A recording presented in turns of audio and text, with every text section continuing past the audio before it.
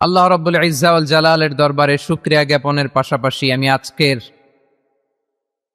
এই প্রোগ্রামের অর্গানাইজিং কমিটিকে অন্তরের অন্তঃস্থল থেকে ধন্যবাদ জানাতে চাই। আমি জনগুরুত্বপূর্ণ, যেটা রাষ্ট্রের জন্য গুরুত্বপূর্ণ, যেটা সামাজিকভাবে আমাদের জন্য গুরুত্বপূর্ণ, আমার ব্যক্তি জীবনের জন্য গুরুত্বপূর্ণ, গোটা মানবতার জন্য গুরুত্বপূর্ণ, এরকম কিছু বার্তা আজকের এই ঐতিহাসিক প্রোগ্রামে আমি রাখতে চাই ইনশাআল্লাহ। আজকে আমরা যা শুনবো শিখবো আমলের নিয়তে শুনবো, ঠিক কিনা বলেন? শেষ পর্যন্ত নীরবতা বজায় রাখবো। আল্লাহ তাআলা আমাদের যা দেখ আর না দেখ এটা দিছে, মানুষ আর মানুষ, 18 কোটি মানুষ, ঠিক কিনা? এই 18 কোটি জনসংখ্যার দেশে বসবাস করে আমরা খুশি না বেজার?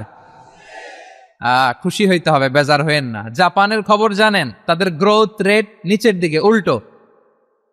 জনসংখ্যা নাই, বাচ্চা নিলে, সন্তান নিলে গভর্নমেন্ট তাদের টাকা দেয়। আমাদেরকে আল্লাহ তাআলা দয়া করে মায়া করে এই সম্পদটা দিয়েছেন। এই মানব সম্পদকে যেন আমরা কাজে লাগাই ইনশাআল্লাহ। পড়েন সবাই। হিউম্যান রিসোর্স ডেভেলপমেন্ট অনেক জনগুরুত্বপূর্ণ বিষয়, খুব সেন্সিটিভ বিষয়, বুঝতে হবে। এদেরকে দেখতে পাচ্ছি, all are the Gen Z of Jashore. যারা জেন জি, ওরা স্মার্ট, ওরা ইশারা ইঙ্গিতে কাজ করে। এই যে পুরো গদি উল্টায় দিছে, ঠিক কিনা?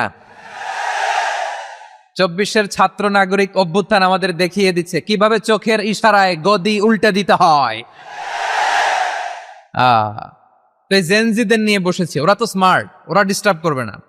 মেহরবানি করে আমার সাথে কানেক্ট করো, 1 to 1, brain to brain, eye to eye contact করো, আমার সাথে তাকাও।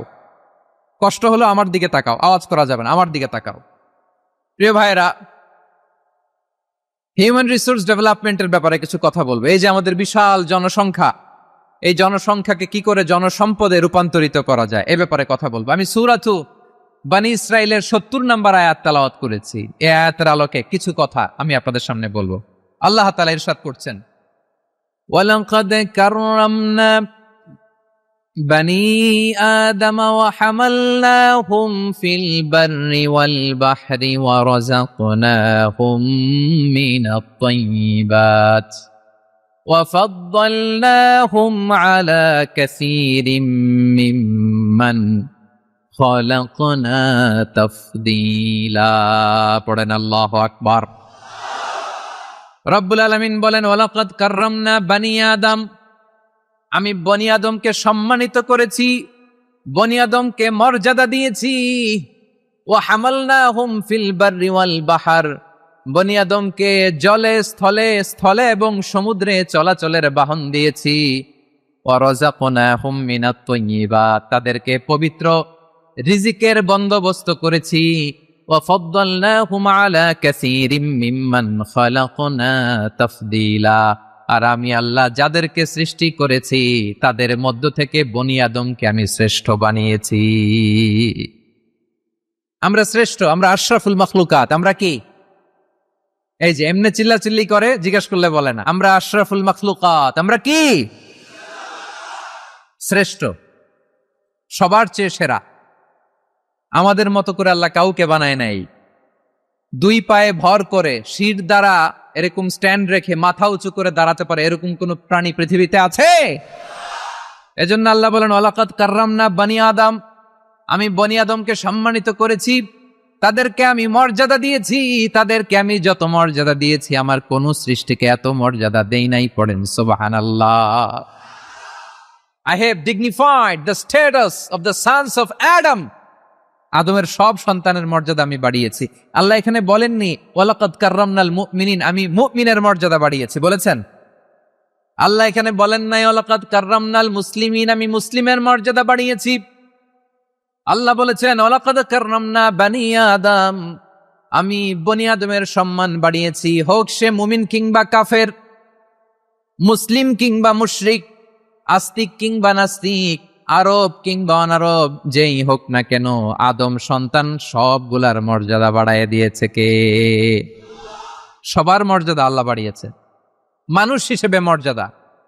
বিশ্বনবী সাল্লাল্লাহু আলাইহি ওয়াসাল্লাম ইহুদির লাশ দেখে দাঁড়িয়ে গেলেন। কার লাশ? ইহুদির লাশ দেখে দাঁড়ায় গেলেন। সাহাবারা বললেন, ইয়া রাসূলুল্লাহ, আপনি দাঁড়ালেন যে, এটা তো ইহুদির লাশ। বিশ্বনবী বললেন, আওয়ালাইসাত নাফসান, এটা কি মানুষ নয়? এটা হোক ইহুদি হোক খ্রিস্টান, এটা তো মানুষ। আমি মানুষ দেখে দাঁড়িয়েছি। আই স্যালিউট দ্য হিউম্যানিটি, আমি মানবতাকে সম্মান করেছি। পড়েন সুবহানাল্লাহ। তাহলে এই জমিনে মানুষের মর্যাদা বেশি, হোক আস্তিক হোক নাস্তিক হোক মুমিন কিংবা কাফের। আদমের সন্তান বলে মানুষ হলেই তার মর্যাদা বাড়িয়েছে কে? মানুষের মর্যাদা আল্লাহ এত বাড়িয়েছেন, মানুষ জীবিত থাকলেও যেমনি মর্যাদাবান, মরে গেলেও মর্যাদাবান। সুবহানাল্লাহ পড়েন। মানুষ মরে গেলে এই ডেড বডিটা কি হয়? পচে যায়, গলে যায়, মাটির সাথে মিশে যায়। তাই বলে আপনি ডেড বডির সাথে যাচ্ছে তাই করতে পারবেন না? পারবেন? কেউ যদি অন্যায় করে তাকে যদি আপনি শাস্তির আওতায় আনেন, যা মনে চায় করতে পারবেন না। তারা আগুন দিয়ে পোড়াতে পারবেন না, নাক কাটতে পারবেন না, কান কাটতে পারবেন না, অঙ্গ বিকৃতি করতে পারবেন না। কারণ মানব জাতির মর্যাদা স্বয়ং দিয়েছে কে? ডেড বডি পচে যাবে, গলে যাবে। তারপরে ইসলাম বলে না, খবরদার, এই মরা লাশটারও একটা মর্যাদা আছে না নাই? ইসলাম বলে এই লাশটা গলে যাবে, পচে যাবে, কিন্তু এটার অমর্যাদা করো না। কর্পূর দিয়ে, খেজুর পাতা দিয়ে, এটাকে ওয়ার্ম ওয়াটার দিয়ে, গরম পানি দিয়ে ধৌত করো। সাদা শুভ্র ধবধবে কাপড় দিয়ে লাশটাকে তুমি কাভার করো। তারপরে খাটিয়ার মধ্যে লাশটাকে রেখে বিশাল একটা প্রোগ্রাম করো, একটা ফিউনারাল প্রোগ্রাম করো। ওই প্রোগ্রামের ডানে বায়ে পেছনে লাশটারে রাখলে হবে না, প্রোগ্রামের একেবারে সামনটাতে তুমি লাশটাকে রাখো। সুবহানাল্লাহ। একটা ফিউনারাল প্রোগ্রাম করতে হবে, তাকে শেষ বিদায় জানাতে হবে, যেটাকে আমরা জানাজা বলি। কি বলি? জানাজা মানে মাইয়েতের জন্য দোয়া, তার জন্য দোয়া করা হয়। তাকে একটা সিস্টেমেটিক অর্ডারে কবরে রাখা হয়, সুন্দরভাবে সেটাকে কবরস্থ করা হয়, মাটি দেয়া হয়, পানি দেয়া হয়। তার মানে মরে গেলেও মানুষের সম্মান বাড়ায় দিয়েছে কে? এজন্য আল্লাহ বললেন ওয়ালাকাদ কাররামনা বানি আদম, বনি আদমের সম্মান মর্যাদা আমি আল্লাহ বাড়িয়ে দিয়েছি। মানুষের সম্মানে তুমি কখনো আঘাত করো না, ঠিক কিনা? তাহলে ভাই, প্রথম মেসেজ হচ্ছে, the first and foremost message tonight, আল্লাহ বলেন, I have dignified the status of son of Adam. আমি বনি আদম সবার মর্যাদা বাড়িয়ে দিয়েছি। হোক আস্তিক নাস্তিক, হোক কাফের কিংবা মুশরিক, তার মর্যাদা বাড়াই দিছে কে? যখন বন্যা হয়, আমরা ত্রাণ নিয়ে যাই, আমরা শুধু মুসলমানদেরকে ত্রাণ দেই নাকি? হ্যাঁ, আমরা মুসলমানকেও দেই, অমুসলমানকেও দেই, হিন্দুকেও দেই, বৌদ্ধকেও দেই। যেখানেই মানবতা বিপন্ন সেখানে ইসলামের হেল্পিং হ্যান্ড আছে না নাই? সুবহানাল্লাহ। কি দিন আমরা পেয়েছি, কি বিধান আমরা পেয়েছি। ওয়ালাকাদ কাররামনা বানি আদম, আমি বনি আদমকে সম্মানিত করেছি। এরপর আল্লাহ বললেন ওয়া হামালনাহুম ফিল বাররি ওয়াল বাহর, মানুষকে স্থলে এবং সমুদ্রে চলাচলের বাহন আমি দিয়েছি। স্থলে কিভাবে চলবে, জলে কিভাবে চলবে, এই বাহনের ব্যবস্থা করেছে কে? আল্লাহ বললেন ওয়া হামালনাহুম ফিল বাররি ওয়াল বাহর, জলে স্থলে আমি চলাচলের যানবাহনের ব্যবস্থা করেছি। আমরা স্থলে ঘোড়ার উপরে চড়ি, উটের উপরে চড়ি, গাড়ির উপরে চড়ি। এই যে গাড়ির ইঞ্জিন বানাইছি আমরা, এটার মেধা দিয়েছে কে? আবার সাগরের মধ্যে আমরা নৌযান, জলযান, বড় বড় জাহাজ দিয়ে এক মহাদেশ থেকে আরেক মহাদেশ যাই, এক দেশ থেকে মালামালগুলো আরেক দেশে পাঠাই। সাগরের ভেতরে নৌকাগুলোরে ধরে রাখলো কে? والفلك التي تجري في البحر بما ينفع الناس, মানুষের উপকার আছে এরকম সরঞ্জামাদি নিয়ে সাগরের উপরে বিশাল বিশাল জলযানগুলো চলে। এগুলো ডুবে যায় না, কাত হয়ে যায় না, পড়ে যায় না। এগুলোকে স্থিতিস্থাপকতাকে ঠিক করে রাখলো কে? আপনারা জাহাজ দেখেছেন? জাহাজ বাড়ি চট্টগ্রাম হইলে দেখতে পারতেন, দেখছেন? বিশাল বিশাল জাহাজ, বিশাল জাহাজ মালামাল নিয়ে এক মহাদেশ থেকে আরেক মহাদেশে যায়। গত মাসে আমার জাপান সফর ছিল। এই যে বাংলাদেশে যে গাড়িগুলো চালান, বেশিরভাগ গাড়ি আসে কিন্তু জাপান থেকে। হাজার হাজার গাড়ি একটা জাহাজ বহন করতে পারে, হাজার হাজার গাড়ি। এটারে সাগরের মধ্যে ভাসাইলো কে? সবাই বলুন, ভাসালো কে? হাজার হাজার গাড়ি নিয়ে জাপানিজ গাড়িগুলো আমাদের চট্টগ্রামের এয়ারপোর্টের বন্দরে ভিড়ে। যুক্তরাষ্ট্রে আমি দেখেছি বিশাল বিশাল জাহাজ। আপনারা টাইটানিক জাহাজের নাম শুনেছেন? টাইটানিকেরও 8 গুণ 10 গুণ বড়। সুবহানাল্লাহ কইবেন না? টাইটানিক জাহাজের 8 গুণ 10 গুণ বড় একটা জাহাজ আছে, আইকন অফ দ্য সি, আমি দেখে এসেছি। রয়্যাল ক্যারিবিয়ান দেখে এসেছি। সাগরের সামনে জেটিতে যখন দাঁড়ালাম, জাহাজটা যখন যায়, আমার মনে হচ্ছে একটা শহর, গোটা শহর, the entire city is floating on the water. পুরো একটা শহর মনে হয় পানির উপর দিয়ে ভেসে যাচ্ছে, পড়েন সুবহানাল্লাহ। এই যে আইকন অফ দ্য সি, এই ক্রুজ, এই জাহাজটা, এটার ভিতরে স্টেডিয়াম আছে। কিসের ভিতরে স্টেডিয়াম? কথা বুঝে নাই বোধহয়। স্টেডিয়াম কিসের ভিতর? সুইমিং পুল আছে, শপিং মল আছে, রেস্টুরেন্ট আছে, ক্লাব আছে, 3000 4000 রুম বিশিষ্ট, কক্ষ বিশিষ্ট হোটেল আছে। এই সবগুলোর নিয়ে এগুলো চলে সাগরের এই দোলার মধ্যে, জলোচ্ছ্বাসের মধ্যে, এই সাগরের ভেতরে এই জাহাজগুলোর ভাষায় রাখছে কে? সূরাত আর-রহমান আল্লাহ তাআলা বললেন, ওয়ালাহুল জাওয়ারিল মুনশাআতু ফিল বাহরি কাল আ'লাম ফাবিআইয়ি আলা, সবাই পড়েন, ফাবিআইয়ি আলাই রাব্বিকুমা তুকাযযিবান। পাহাড় সম বড় বড় জাহাজগুলো মাল বোঝাই করে সাগরের মধ্যে ভেসে বেড়ায়। এগুলো দিয়ে মালামাল বহন করা যায়, মানুষরা এক দেশ থেকে আরেক দেশে যায়। এই জাহাজগুলোরে সাগরের ভেতরে ভাসায় রাখলো কে? এই আয়াতের ভেতরে আল্লাহ তাআলা সূরাত বনী ইসরাঈলের এই চমৎকার আয়াতের ভেতরে আল্লাহ তাআলা বেসিকলি মানব জাতির প্রতি তার 4টি স্পেশাল অনুগ্রহের কথা বলেছেন। কয়টি? 2টা বলে ফেলছি। 1 নাম্বার, ওয়ালাকাদ কাররামনা বনী আদম, আমি বনী আদমের সম্মান বাড়াইছি। নাকি মুসলমানদের? নাকি মুসল্লিদের? কার সম্মান বাড়িয়েছি? বনী আদমের। তাহলে human dignity, the first part of the verse talks about the human dignity. 2 number অংশ আল্লাহ তাআলা বললেন, ওয়া হামালনাহুম ফিল বাররি ওয়াল বাহর, স্থলে এবং সমুদ্রে আমি তাদের জন্য চলাচলের বাহন দিয়েছি। সুবহানাল্লাহ। তার মানে smooth movement on land and sea, জলে এবং স্থলে যাতে আমরা স্মুথলি মুভ করতে পারি আল্লাহ তাআলা দিয়েছেন। 3 নাম্বার আল্লাহ তাআলা বললেন, ওয়া রাযাকনাহুম মিনাত তাইয়্যিবাত, মানুষের জন্য আমি পবিত্র রিজিকের ব্যবস্থা করেছি। জলে এবং স্থলে যত প্রাণী আছে সবগুলা প্রাণীকে রিজিক দেয় কে? আমাদেরকে রিজিক দেয় কে? সাগরের মাছগুলোকে, বড় বড় তিমি মাছগুলোরে রিজিক দেয় কে? বাতাসের মধ্যে ভেসে বেড়ানো বড় বড় পাখিগুলো, স্ক্যান্ডিনেভিয়ান কান্ট্রি থেকে লক্ষ লক্ষ কোটি কোটি পাখিগুলো যে এক দেশ থেকে আরেক দেশে ট্রান্সফার হয়, এগুলোর রিজিক দেয় কে? রব্বুল আলামিন বলেন, ওয়ামা মিন দাব্বাতিন ফিল আরদি ইল্লা আলাল্লাহি রিজকুহা ওয়া ইয়ালামু মুস্তাকাররাহা ওয়া মুস্তাওদাআহা কুল্লুন ফি কিতাবিম মুবিন। আল্লাহু আকবার। রব্বুল আলামিন বলেন, ভূপৃষ্ঠে বিচরণশীল যত প্রাণী আছে সব প্রাণীগুলোকে আমি আল্লাহ আমার নিজের কুদরতে রিজিকের বন্দোবস্ত করি। এই প্রাণীগুলো কোথায় থাকে, কোথায় যায়, সব জায়গায় আমি রিজিক পৌঁছে দেই। রিজিক কেউ দিতে পারে না, রিজিকের মালিক কে? রিজিকের মালিক তিনি আল্লাহ। এজন্য আল্লাহ তাআলা বললেন, ওয়া রাযাকনাহুম মিনাত তাইয়্যিবাত। এরপর আল্লাহ বললেন, ওয়া ফাদ্দালনাহুম আলা কাসীরিম মিম্মান খালাকনা তাফদীলা।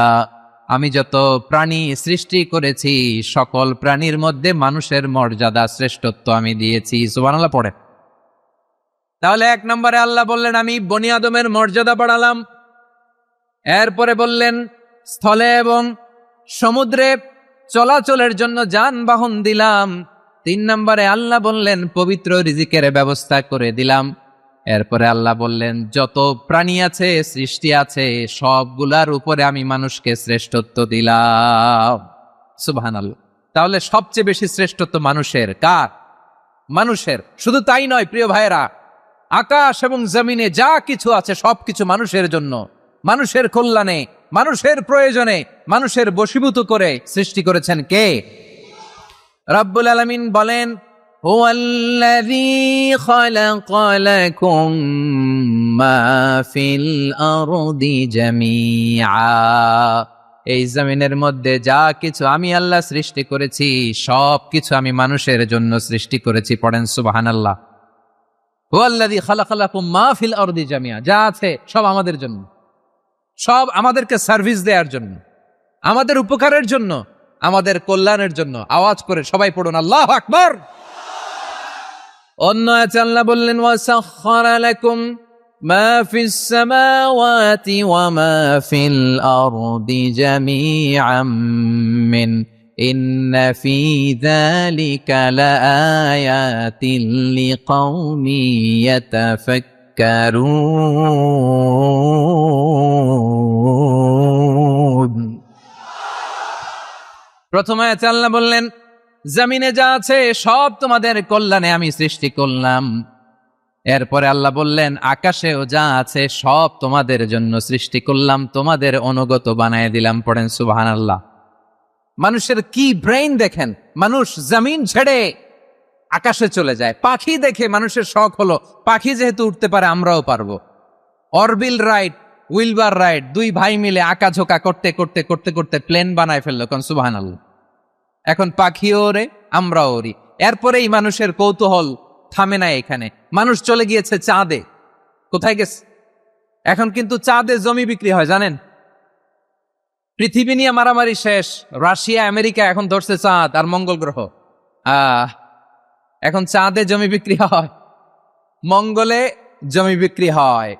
এই চাঁদ, মঙ্গল, বৃহস্পতি, শনি সব আল্লাহ তাআলা আমাদের জন্য বানিয়েছেন। সুবহানাল্লাহ পড়ে।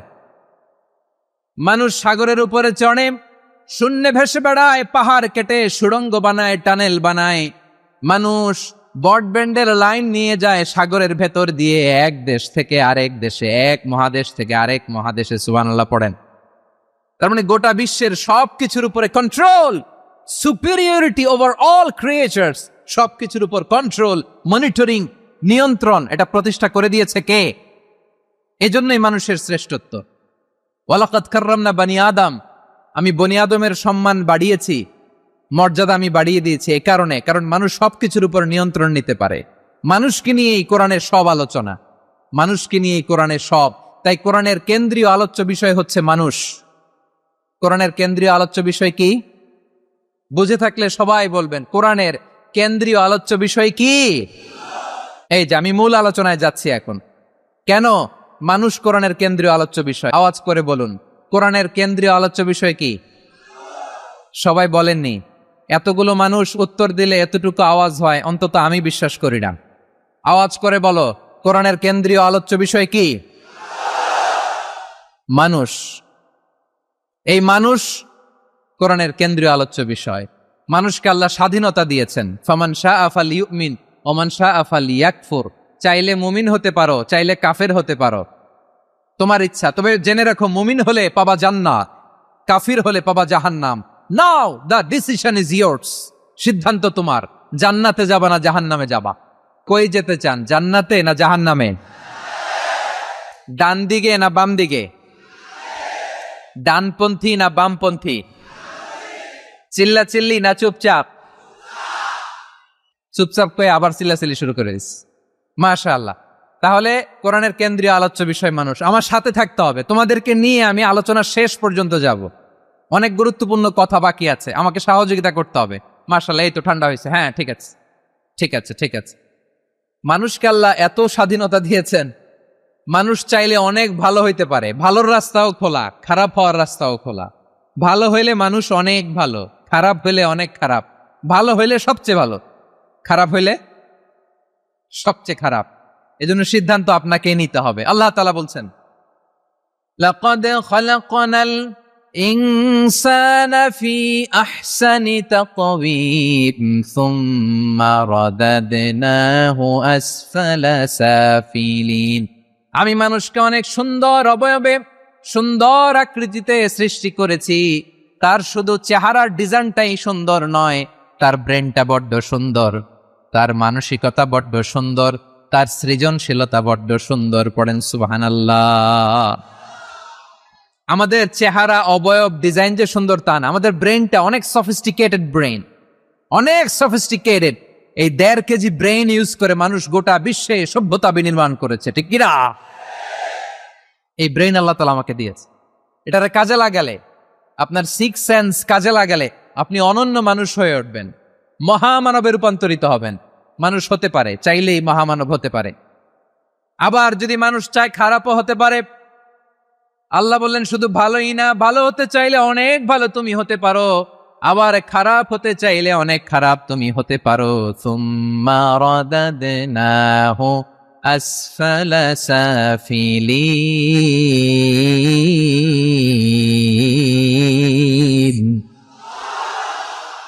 খারাপ হলে একেবারে খারাপ হতে পারো, নিকৃষ্ট হলে একেবারে নিকৃষ্ট হতে পারো, ভালো হলেও ভালো হতে পারো। কোন সুবহানাল্লাহ। এবার আওয়াজ করে বলুন, ভালো হতে চাই না খারাপ? শ্রেষ্ঠ না নিকৃষ্ট? মানুষ ভালো হলে মানুষ ফেরেশতার চেয়েও ভালো, মানুষ খারাপ হলে সে পশুর চেয়েও খারাপ। কথা ঠিক কিনা বলেন?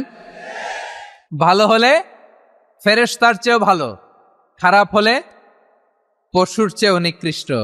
তার মানে শ্রেষ্ঠত্বে মানুষ, শ্রেষ্ঠত্বে ফেরেশতাকে ছাড়িয়ে যায়, আর অধপতনে পশুকেও হার মানায়। আই রিপিট, আমি আবারও বলছি, মানুষ শ্রেষ্ঠত্বে ফেরেশতাকে ছাড়িয়ে যায়, আর অধপতনে সে পশুকেও হার মানায়। আওয়াজ করে বলতে হবে ঠিক কি না? এটার প্রমাণ কি? মানুষ শ্রেষ্ঠ হইলে যে ফেরেশতার চেয়েও সেরা, তার প্রমাণ কি? আল্লাহ তাআলা বলছেন, ওয়া ইয কুলনা লিল মালাইকাতি ইসজুদু লি আদম ফাসাজাদু ইল্লা ইবলিস আবা ওয়াস্তাকবারা ওয়া কানা মিনাল কাফিরিন। আল্লাহ বলেন, স্মরণ করো সে সময়ের কথা যখন আমি ফেরেশতাদেরকে বললাম, ও ফেরেশতারা আদমকে সেজদা দাও। সব ফেরেশতারা সম্মান সূচক সেজদা আদমকে দিল, তারা আদমের জন্য সেজদায় লুটিয়ে পড়ল, একজন ছাড়া, তার নাম ইবলিস। আওয়াজ করে বলেন তার নাম কি? সে অহংকার প্রদর্শন করলো, সে কাফের হয়ে গেল, বাকি সব ফেরেশতারা সেজদা দিল। সুবহানাল্লাহ। আবার আদম আলাইহিস সালামকে আল্লাহ জিজ্ঞেস করলেন, সব বলে দিল উত্তর, কিন্তু ফেরেশতাদেরকে একই প্রশ্ন জিজ্ঞেস করলেন, তারা উত্তর করতে পারে নাই। তার মানে এর মধ্য দিয়ে প্রমাণিত হয়, মানুষ ভালো হলে ফেরেশতার চেয়েও ভালো, ফেরেশতার চেয়েও মানুষের মর্যাদা বাড়িয়ে দিয়েছে কে? সব নূরের ফেরেশতা যখন মাটির আদমকে সেজদা দেয়, এটা প্রমাণ করে ফেরেশতার চেয়েও মানুষের মর্যাদা বাড়িয়ে দিয়েছে কে? তুমি মাটির আদমকে প্রথম সৃষ্টি করিয়া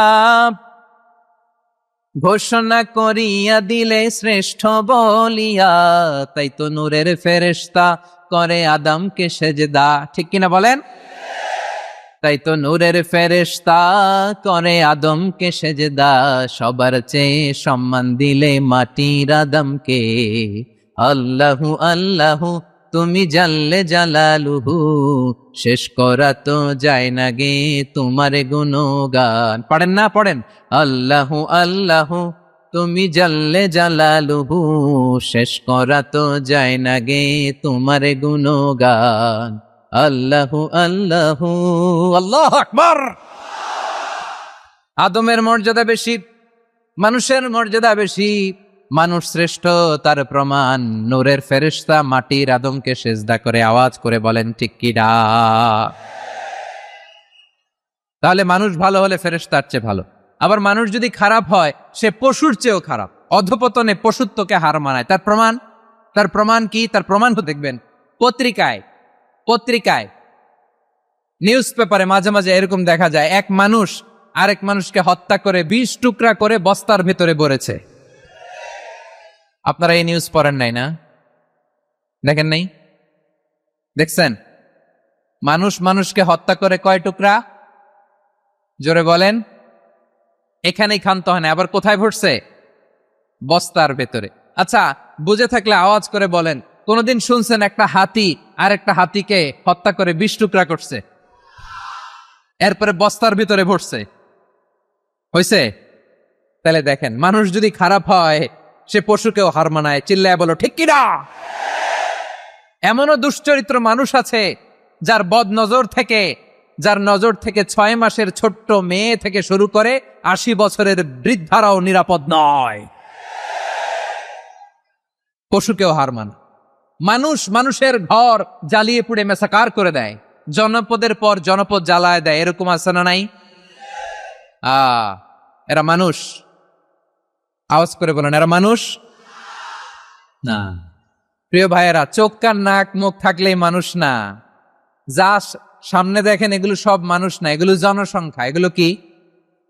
সবাই বলুন, এগুলো কি? বাড়ছে জনসংখ্যা, কমছে মানুষ। বাড়ছে জনসংখ্যা, কমছে। এই দুনিয়া এখন তো আর সেই দুনিয়া নাই, মানুষ নামের মানুষ আছে, দুনিয়া বোঝাই, সেই মানুষের ভিড়ে আমার আসল মানুষ নাই। ঠিক কিনা? আসল মানুষের বড্ড অভাব, আসল মানুষের বড্ড অভাব। আমার ভাইয়েরা, মানুষ খারাপ হলে পশুকেও হার মানায়।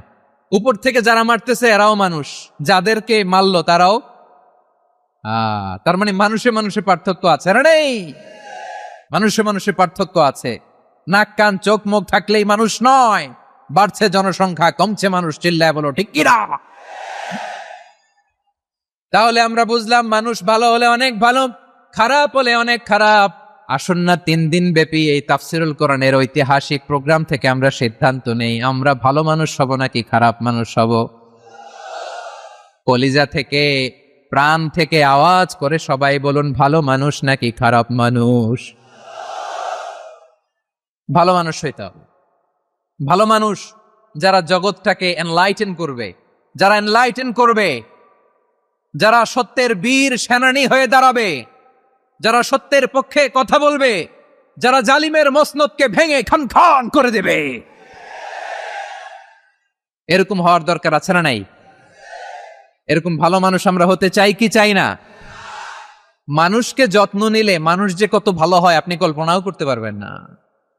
এই যে আপনাদের যশোরে যে ভালো ছেলেগুলো আছে, যে ভালো তরুণগুলো আছে, যে যুবকগুলো আছে, যে ভালো আলেমরা আছে, ভালো নেতারা আছে, সবাই যদি তাদের মতো হতো, পুরো যশোরটা একটা জান্নাতের টুকরা হয়ে যেত। আওয়াজ করে বলেন ঠিক কিনা?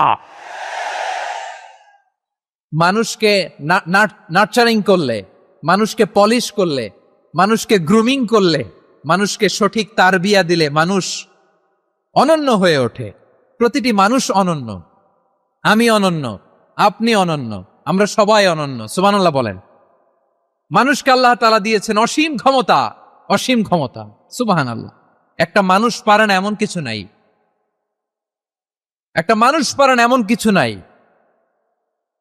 বিশ্বাস করতে হবে, মানুষ যা কল্পনা করতে পারে ওইটা মানুষ করে দেখাতে পারে। আমার দিকে তাকাও। মানুষ মানুষ যা কল্পনা করতে পারে সেটা মানুষ করে দেখাতে পারে। তুমি তোমার কল্পনার রাজ্যকে সাজাও, তোমাকে হারাতে পারে এমন কোন শক্তি আল্লাহর জমিনে নাই। তোমার কি শক্তি, কি সম্ভাবনা তুমি জানোই না মিয়া। তুমি এদিকে তাকাও কেন? তোমার রাস্তা তো ওই দূরে, তোমার টেনে কোথায় নিয়ে যাবে তুমি কিছুই জানো না। Plan big, dream big. কল্পনার শক্তিকে বড় করো।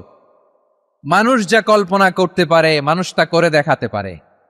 মানুষের কাছে অসাধ্য কিছু নাই মৃত্যু ছাড়া, অ্যাকসেপ্ট ডেথ। মৃত্যু ছাড়া মানুষ সবকিছুকে জয় করতে পারে। মৃত্যু ছাড়া যে কোনো অসাধ্যকে সাধন করার ক্ষমতা মানুষকে দিয়ে দিয়েছে কে?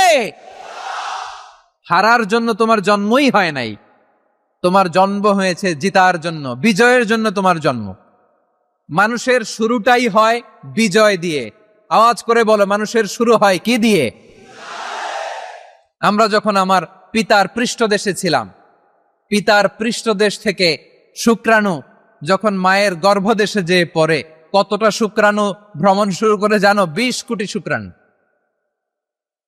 একবার সিমেন আউট হলে সেখানে 20 কোটি শুক্রাণু থাকে, ভ্রমণ শুরু করে। ওই 20 কোটি শুক্রাণুর মধ্যে থেকে তুমি আমি আজকে এক বিকশিত শুক্রাণু মানব রূপে পৃথিবীতে এসেছি। সুবহানাল্লাহ। ওই 20 কোটি শুক্রাণুর প্রতিযোগিতায় সবাই রে পেছনে ফেলে সেদিন আমি সফল হয়েছিলাম। সেদিন আমি বিজয়ী হয়েছিলাম। সেদিন আমি এত ছোট ছিলাম, মাইক্রোস্কোপ দিয়েও আমার অস্তিত্ব টের পাওয়া যায় না। আমি এত তুচ্ছ ছিলাম, নগণ্য ছিলাম, আমার কান ছিল না, আমার চোখ ছিল না, আমার হাত ছিল না, আমার জন্য রিকমেন্ডেশন করার মতো মামু ছিল না, খালা ছিল না, কেউ ছিল না। তারপরেও ওই প্রতিযোগিতায়, ওই কম্পিটিশনে যখন আমারে কেউ হারাতে পারে নাই, আল্লাহর জমিনেও আমারে কেউ হারাতে পারে না। হারার জন্য তোমার জন্মই হয় নাই, তুমি আসছোই জিতার জন্য। সুবহানাল্লাহ। বিশ্বনবী বলেন, আন্নাসু মাআদিন কামাআদিনি যাহাবি ওয়াল ফিদ্দা খিয়ারুহুম ফিল জাহিলিয়াতি খিয়ারুহুম ফিল ইসলাম। Peoples are like mines of gold and silver. সোনার খনি, রূপার খনি, এর চেয়েও বড় খনি হচ্ছে এই মানব সম্পদের খনি। আওয়াজ করে বলেন আল্লাহু আকবার। আল্লাহ তাআলা এই সম্পদ আমাদেরকে দিছে। বিশ্বনবী বলেন, মানুষ হচ্ছে খনির মতো। খিয়ারুহুম ফিল জাহিলিয়াতি খিয়ারুহুম ফিল ইসলাম। জাহিলি যুগে যারা সেরা, ইসলামেও তারা সেরা। ইদা ফাকহু, যদি তারা বুঝবান হয় তাহলে তাদেরকে সেরা বানায় দিবে কে? তাহলে মানুষের চেয়ে সেরা কেউ হতে পারে? মানুষের চেয়ে অনন্য কেউ হতে পারে? মানুষকে কেউ হারাতে পারে?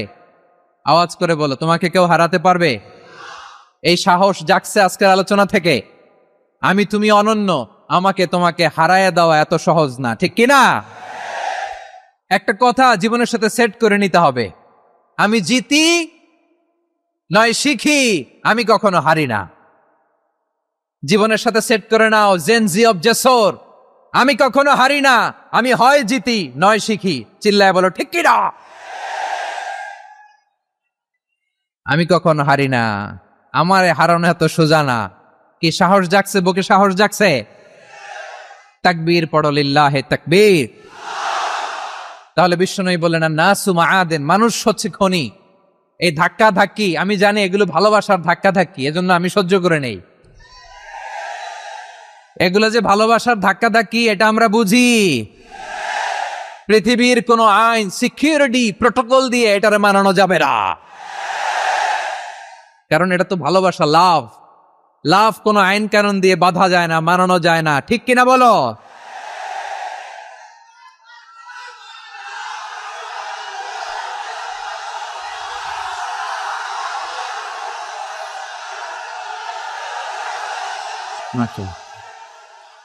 ঠিক আছে, বসুন বসুন বসুন।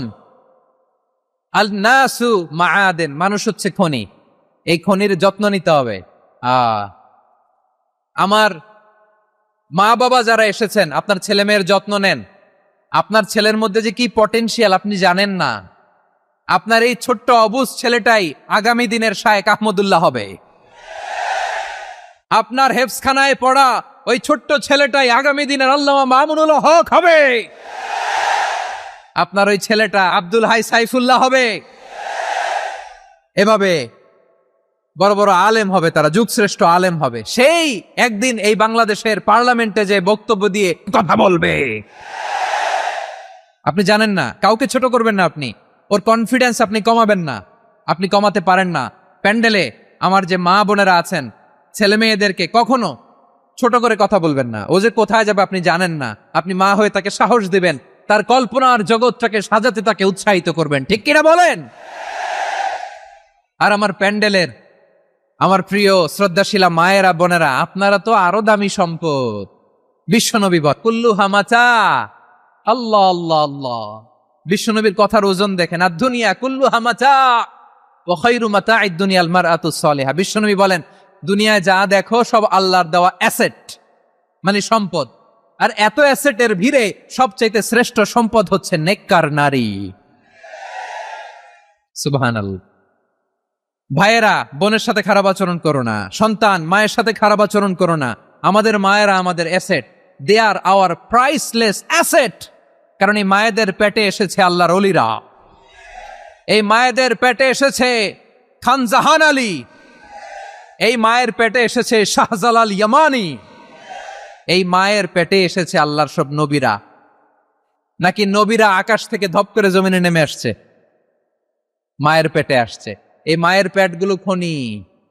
আমার সম্মানিতা মায়েরা বোনেরা, নিজেকে ইসলাম দিয়ে সাজান, নিজেকে ইসলাম দিয়ে সাজান, নিজেকে পবিত্র রাখুন।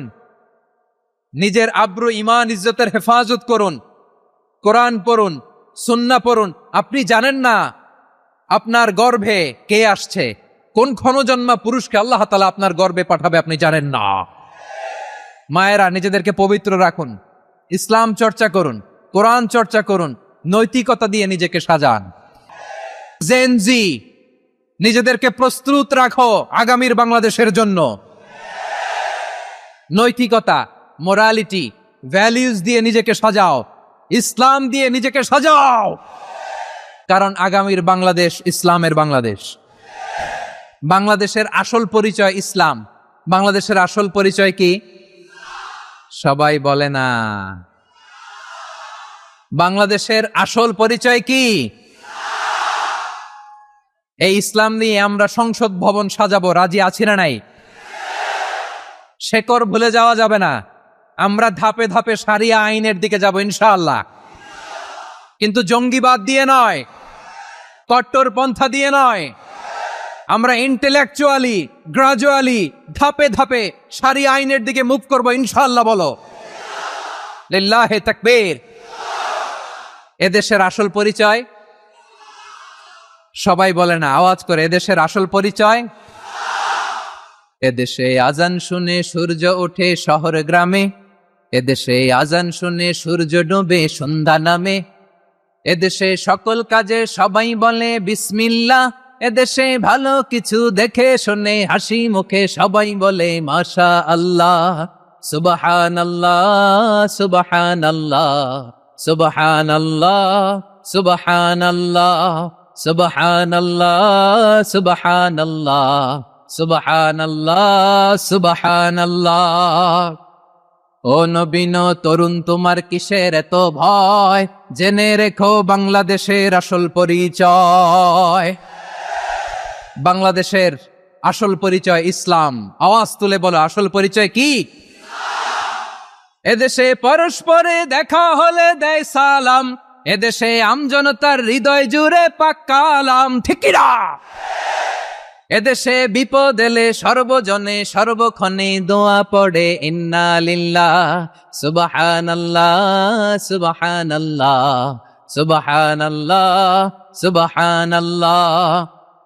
এদেশে আজান শুনে সূর্য ওঠে শহর গ্রামে, এদেশে আজান শুনে সূর্য ডোবে সন্ধ্যা নামে, এদেশে সকল কাজে সবাই বলে বিসমিল্লাহ, এদেশে ভালো কিছু দেখে শুনে হাসি মুখে সবাই বলে মাশা আল্লাহ, সুবহানাল্লাহ। আওয়াজ করে সুবহানাল্লাহ, সুবহানাল্লাহ, সুবহানাল্লাহ, সুবহানাল্লাহ। সবাই একসাথে সুবহানাল্লাহ, সুবহানাল্লাহ, সুবহানাল্লাহ, সুবহানাল্লাহ। এদেশের আসল পরিচয় কি? আওয়াজ করে বলতে ভয় লাগে। এদেশের আসল পরিচয় কি? ইসলাম দিয়ে আমাদের সংসদ ভবন চলুক, আমরা চাই কি চাই না? বঙ্গভবনে লা ইলাহা ইল্লাল্লাহর পতাকা উড়ুক, আমরা চাই কি চাই না? প্রতিটি জেলা অফিসে, ডিসি অফিসে লা ইলাহার পতাকা ঝুলুক, আমরা চাই কি চাই না? কারা কারা চাই হাত তুলে আল্লাহরে দেখায়।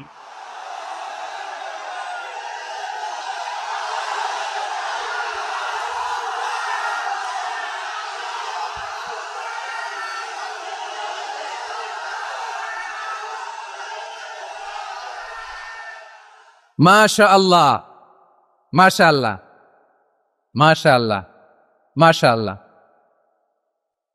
আওয়াজ করে বলো, ভালো মানুষ না খারাপ মানুষ? বুঝে বলছো তো? মানুষ ভালো হলে যে কত ভালো। এই মানুষকে যত্ন নিলে, মানুষকে মানুষ বানালে যে সে কি হতে পারে শুনবা? হ্যাঁ, নাকি মোনাজাত দিয়ে দিব? শুনবা? তাহলে থামতে হবে। থামো, আমি যখন বলবো থামো থামো, তাকবীরের সময় দিলে তাকবীর, থামো থামো। মানুষের মধ্যে যারা কি পটেনশিয়াল রেখেছে। আমি জাপানের দুইটা উদাহরণ দেই, জাপানের দুইটা উদাহরণ দেই, খেয়াল করে একটু শুনেন, বুঝবেন।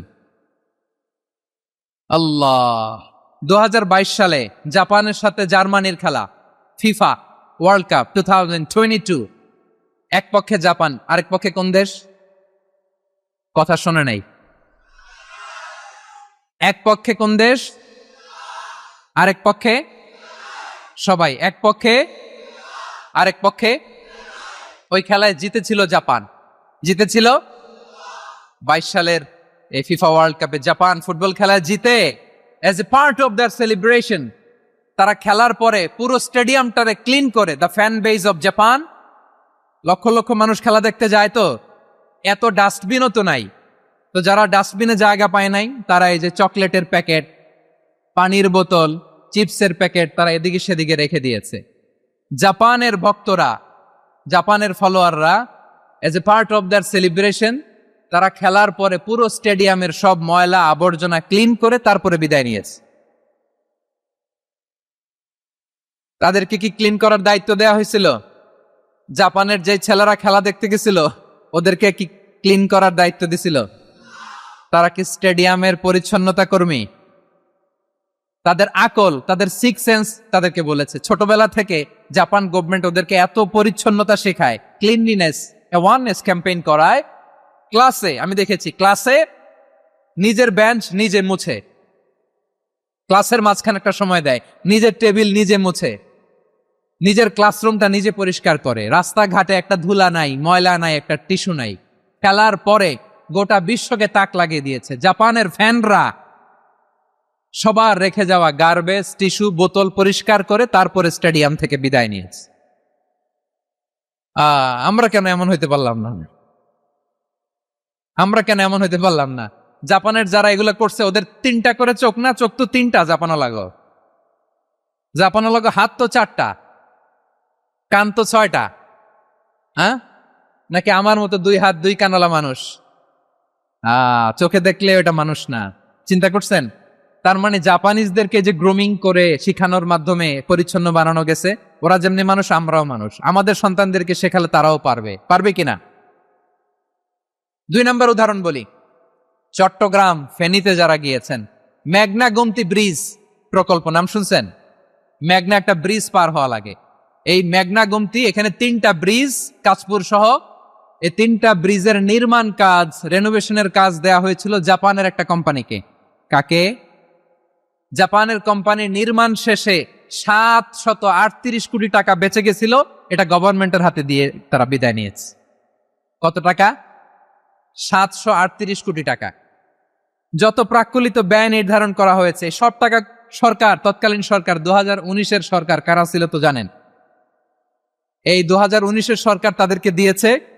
তারা রিনোভেশন নির্মাণ শেষে 738 কোটি টাকা অতিরিক্ত বেঁচে গেছিল, এটা আবার গভর্নমেন্টের হাতে বুঝাই দিয়ে তারা বিদায় নিচ্ছে।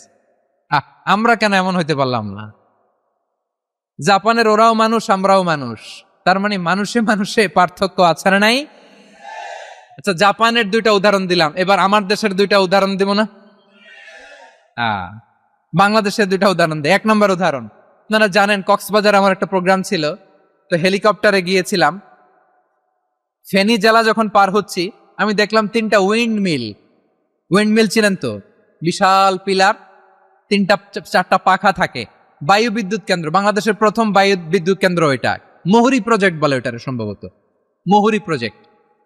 তো সাগরের বাতাসের ঝাপটায় এটা ঘুরে এনার্জি হয়, ইলেকট্রিসিটি উৎপাদন হয়। তো আমি পাইলটকে বললাম, ভাই এগুলো থেকে কেমন ইলেকট্রিসিটি উৎপাদন হয়? কয়, হুজুর একটু হয় না, কিছুই হয় না। কিছুই হয় না মানে? বলে, হুজুর বাংলাদেশে যত উইন্ডমিল আছে এটার পাখা একটাও ঘুরে না। আল্লাহ, বলেন কি? তাহলে যে কোটি কোটি টাকা ব্যয় করে যে উইন্ডমিল, কয় হুজুর উপরে ফিটফাট, ভিতরে সদরঘাট। তার মানে কোটি কোটি টাকা দিয়ে এই উইন্ডমিল বানায়, এখানে কিছু নাই। দুর্নীতির আড্ডাখানা, আখড়াখানা বাংলাদেশ, ঠিক কিনা বলেন? আয় রে, জাপানিজরাও মানুষ, আমরাও মানুষ।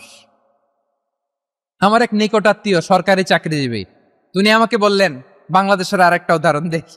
উনি আমাকে বললেন যে প্রতি বছর আমাদের অফিসের ফার্নিচার চেঞ্জ করে। আমি বললাম, প্রতি বছর ফার্নিচার চেঞ্জ করে কেন? বলে যে ফার্নিচার নতুন পারচেজ করলেই তো ওইখানে টাকা, নতুন কিনতে পারলেই টাকা, নতুন উন্নয়নের সবক শোনাতে পারলেই টাকা। প্রথম আলোর রিপোর্ট, কি আলো? প্রথম আলোর রিপোর্ট, গত 15 বছরে উন্নয়নের নামে লুটপাট হয়েছে প্রায় 2.25 লাখ কোটি টাকা। কার রিপোর্ট? আমাদের বানানো কথা, প্রথম আলোর রিপোর্ট। গত 15 বছরে কারা ছিল জানেন তো? হ্যাঁ, শুধু ওনাদেরকেই দোষ দিয়ে লাভ নাই। স্বাধীনতার পর থেকে শুধু শাসকের হাত বদল হয়েছে, আমরা কিছু পাই নাই, ঠিক কিনা বলেন? শুধু ওনাদের দোষ দিয়ে কি লাভ? একদল খাইছে, আরেক দল খাওয়ার জন্য রেডি হয়ে আস। আমরা এরকম চাই না। আমরা চাই স্বাধীন সার্বভৌম বাংলাদেশ। আমরা চাই দুর্নীতিমুক্ত বাংলাদেশ।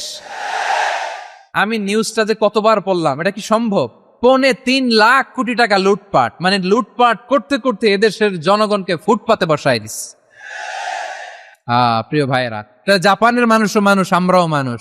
সিদ্ধান্ত আপনার, কোন মানুষ হবেন, ভালো মানুষ না খারাপ মানুষ? আজকের আলোচনার বিষয় হচ্ছে মানব সম্পদের উন্নয়ন, human resource development. It's a process to increase the capacity of knowledge, skill, capacity of the people of a country. একটা দেশের মানুষের জ্ঞান, তাদের দক্ষতা কি করে বাড়ানো যায়, বাড়িয়ে দেশের উন্নয়ন করানো যায়, এটাই হচ্ছে মানব সম্পদ উন্নয়নের মূল কথা। তাহলে মানব সম্পদ হচ্ছে একটা দেশের সবচাইতে শক্তিশালী পুঁজি। প্রাকৃতিক সম্পদ, খনিজ সম্পদের চেয়েও দামি হচ্ছে মানব সম্পদ। প্রাকৃতিক সম্পদ, খনিজ সম্পদের চেয়েও দামি সম্পদ কি সম্পদ? আল্লাহ তাআলা দয়া করে আমাদেরকে এই মানব সম্পদ দিয়েছেন। আসুন আমাদের এই মানুষগুলোকে আমরা সোনার মানুষ বানাই। রাজি আছেন তো সবাই? রাজি আছেন? মানুষ পারে না এমন কোনো কিছু নাই, চাইলে সব পারে। এজন্য মানুষকে তারবিয়া দিতে হবে, যথাযথভাবে তাদেরকে গড়তে হবে। আসুন আমরা সিরাতের আয়নায় বিশ্বনবীর জীবনী থেকে দেখি তিনি কিভাবে হিউম্যান রিসোর্সকে ম্যানেজ করতেন। যদি আপনাদের সময় হয়, দু একটা উদাহরণ দিয়ে আজকে আমি আমার আলোচনার বিদায় নিব। হবে সময় হবে কয়েক মিনিট। শেষ কথা, শেষের দিকে চলে আসছি।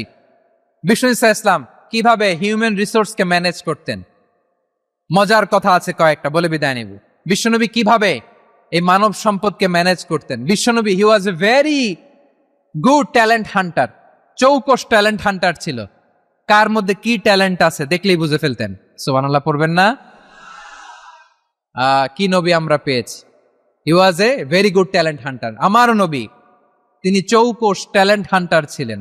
কার মধ্যে কি প্রতিভা বের করতেন, ওই প্রতিভাকে ইসলামের কল্যাণে কাজে লাগাতেন। সুবহানাল্লাহ বলেন। যাকে যেই জায়গায় সেট করলে ভালো হবে তাকে ওই জায়গায় সেট করতেন। কয়েকজন সাহাবীর জীবনী শোনাই। আবু মাহজুরা রাদিয়াল্লাহু তাআলা আনহু, মক্কার মুয়াজ্জিন, আগে ছিল মুশরিক, পরে হইছেন মুমিন। উনি কিভাবে মুমিন হইলেন এই ঘটনাটা একটু আপনাদের শোনাতে চাই। তা আপনাদের তো সময় নাই হাতে, হ্যাঁ সময় আছে?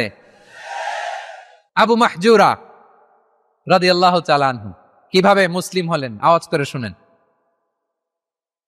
হুনাইনের যুদ্ধ, 8ম হিজরি। বিষ্ণু ইসলাম হুনাইনের যুদ্ধ শেষে ফিরতেছেন।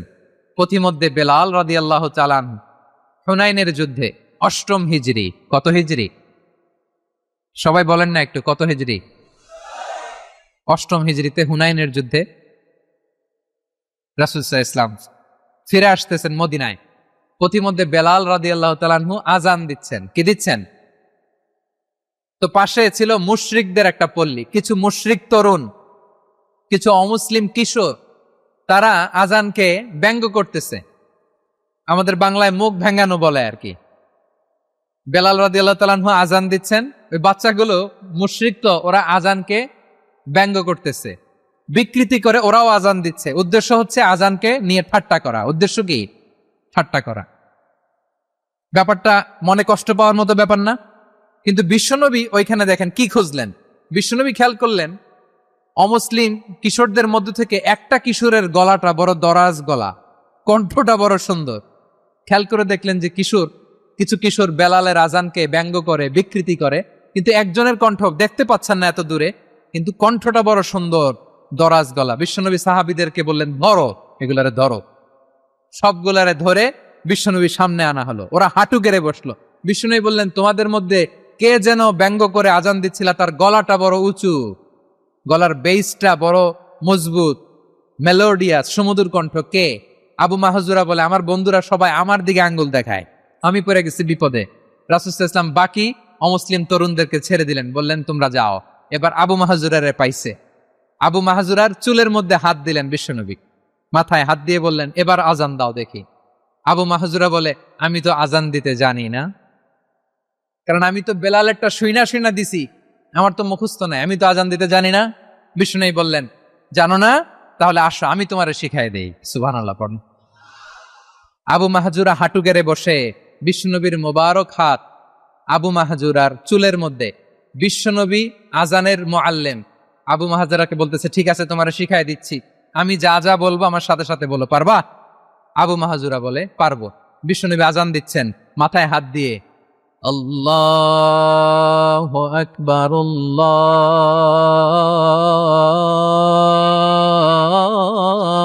আল্লাহু আকবার।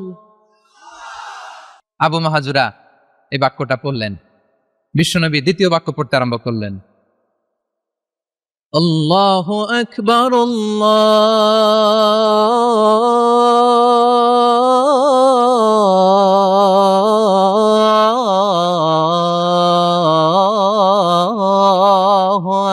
আকবার। আবু মাহজুরা এই বাক্যটাও বললেন। বিশ্বনবী আবু মাহজুরার মাথার মধ্যে হাত দিয়ে তৃতীয় বাক্য পড়লেন, আশহাদু আল্লা ইলাহা ইল্লাল্লাহ।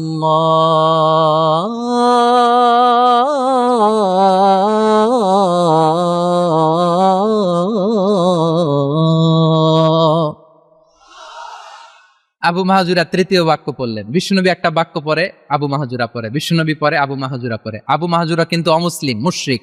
আবু মাহজুরা বলে এক একটা বাক্য পড়ি আমার কলিজাটা গলে ঠান্ডা হয়ে যায়। এতদিন মোহাম্মদকে গালি দিতাম, এখন মোহাম্মদ আমার মাথায় যখন হাত রাখছে আমার সারা শরীর ঠান্ডা হয়ে গেছে। বিশ্বনবী আজান শিখাচ্ছেন, একটা একটা বাক্য পড়ে আবু মাহজুরাও পড়ে, বিশ্বনবী পড়ে আবু মাহজুরাও পড়ে।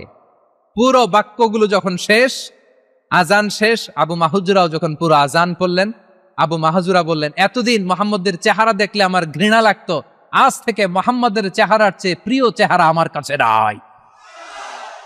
আবু মাহজুরা বললেন ও মুহাম্মদ, আজানের বাক্য তো আপনি আমারে শেখালেন, এখানেই শেষ করবেন না, আপনি আমারে পড়ায় দেন লা ইলাহা ইল্লাল্লাহু মুহাম্মাদুর রাসূলুল্লাহ সাল্লাল্লাহু আলাইহি ওয়াসাল্লাম।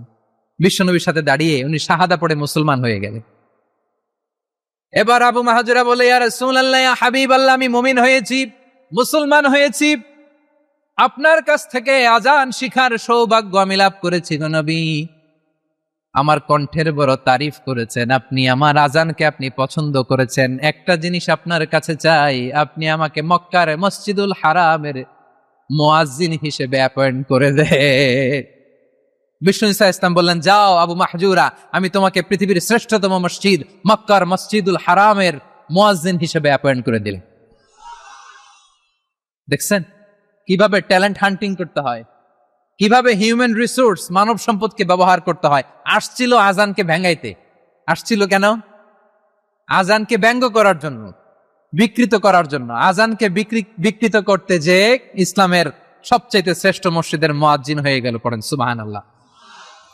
হযরত আবু মাহজুরা রাদিয়াল্লাহু তাআলা আনহু ওনার এই সুললিত কণ্ঠ ব্যবহার করে মসজিদুল হারামে এত সুন্দর করে আল্লাহু আকবার বলে আজান দিতেন, মানুষগুলোর, মুসল্লিগুলোর, মক্কাবাসীর হৃদয়কে তিনি বিগলিত করে দিতেন, মানুষের হৃদয়কে ঠান্ডা হয়ে যেত। শুধু এখানেই শেষ না আমার ভাইয়েরা, বিশ্বনবী যখন সাইয়েদনা আবু মাহজুরা রাদিয়াল্লাহু তাআলা আনহুকে আজান শিখাচ্ছিলেন, বলেন তো বিশ্বনবীর হাতটা কোথায় ছিল? আবু মাহজুরার মাথার সামনে, এই চুলের উপরে ছিল। আবু মাহজুরা ওই স্মৃতিটাকে ধারণ করবার জন্য, ওই স্মৃতিকে বহন করার জন্য বিশ্বনবীর মোবারক হাত আবু মাহজুরার কপালের চুলের যেই জায়গায় লেগেছে, মৃত্যুর আগের দিন পর্যন্ত আবু মাহজুরা মাথার ওই চুলে কোনোদিন ছুরি আর কামার লাগায় নাই, সেখানে কেচি লাগায় নাই, চুলের মধ্যে খুর লাগায় নাই। আবু মাহজুরা ডান দিকের চুল কাটতো, বাম দিকের চুল কাটতো, পেছনের চুল কাটতো, সামনের চুল কাটতো না। আবু মাহজুরা রাদিয়াল্লাহু তাআলা আনহুর সামনের চুলগুলো বড় হতে হতে যখন এত বড় হয়ে যায়, তিনি চুলগুলো পেঁচিয়ে মাথার মধ্যে রাখতেন। তারপরে তিনি পাগড়ি পরতেন। সবাই জিজ্ঞেস করতো, আবু মাহজুরা, এটা আবার কেমন স্টাইল? দেখতে তোমার কি বিদঘুটে লাগে? কেমন অড লাগে, কেমন খারাপ দেখা যায়। মক্কায় এমন কোন মানুষ তো দেখি নাই, ডানে চুল কাটে, বায়ে চুল কাটে, পেছনে চুল কাটে, সামনে কাটে না। ওরে আবু মাহজুরা, কেমন দেখা যায় তোমারে? তুমি সামনের চুল কাটো না কেন? আবু মাহজুরা বলে, আমি হাঁটু গেড়ে পেয়ারা নবীর সামনে বসেছিলাম।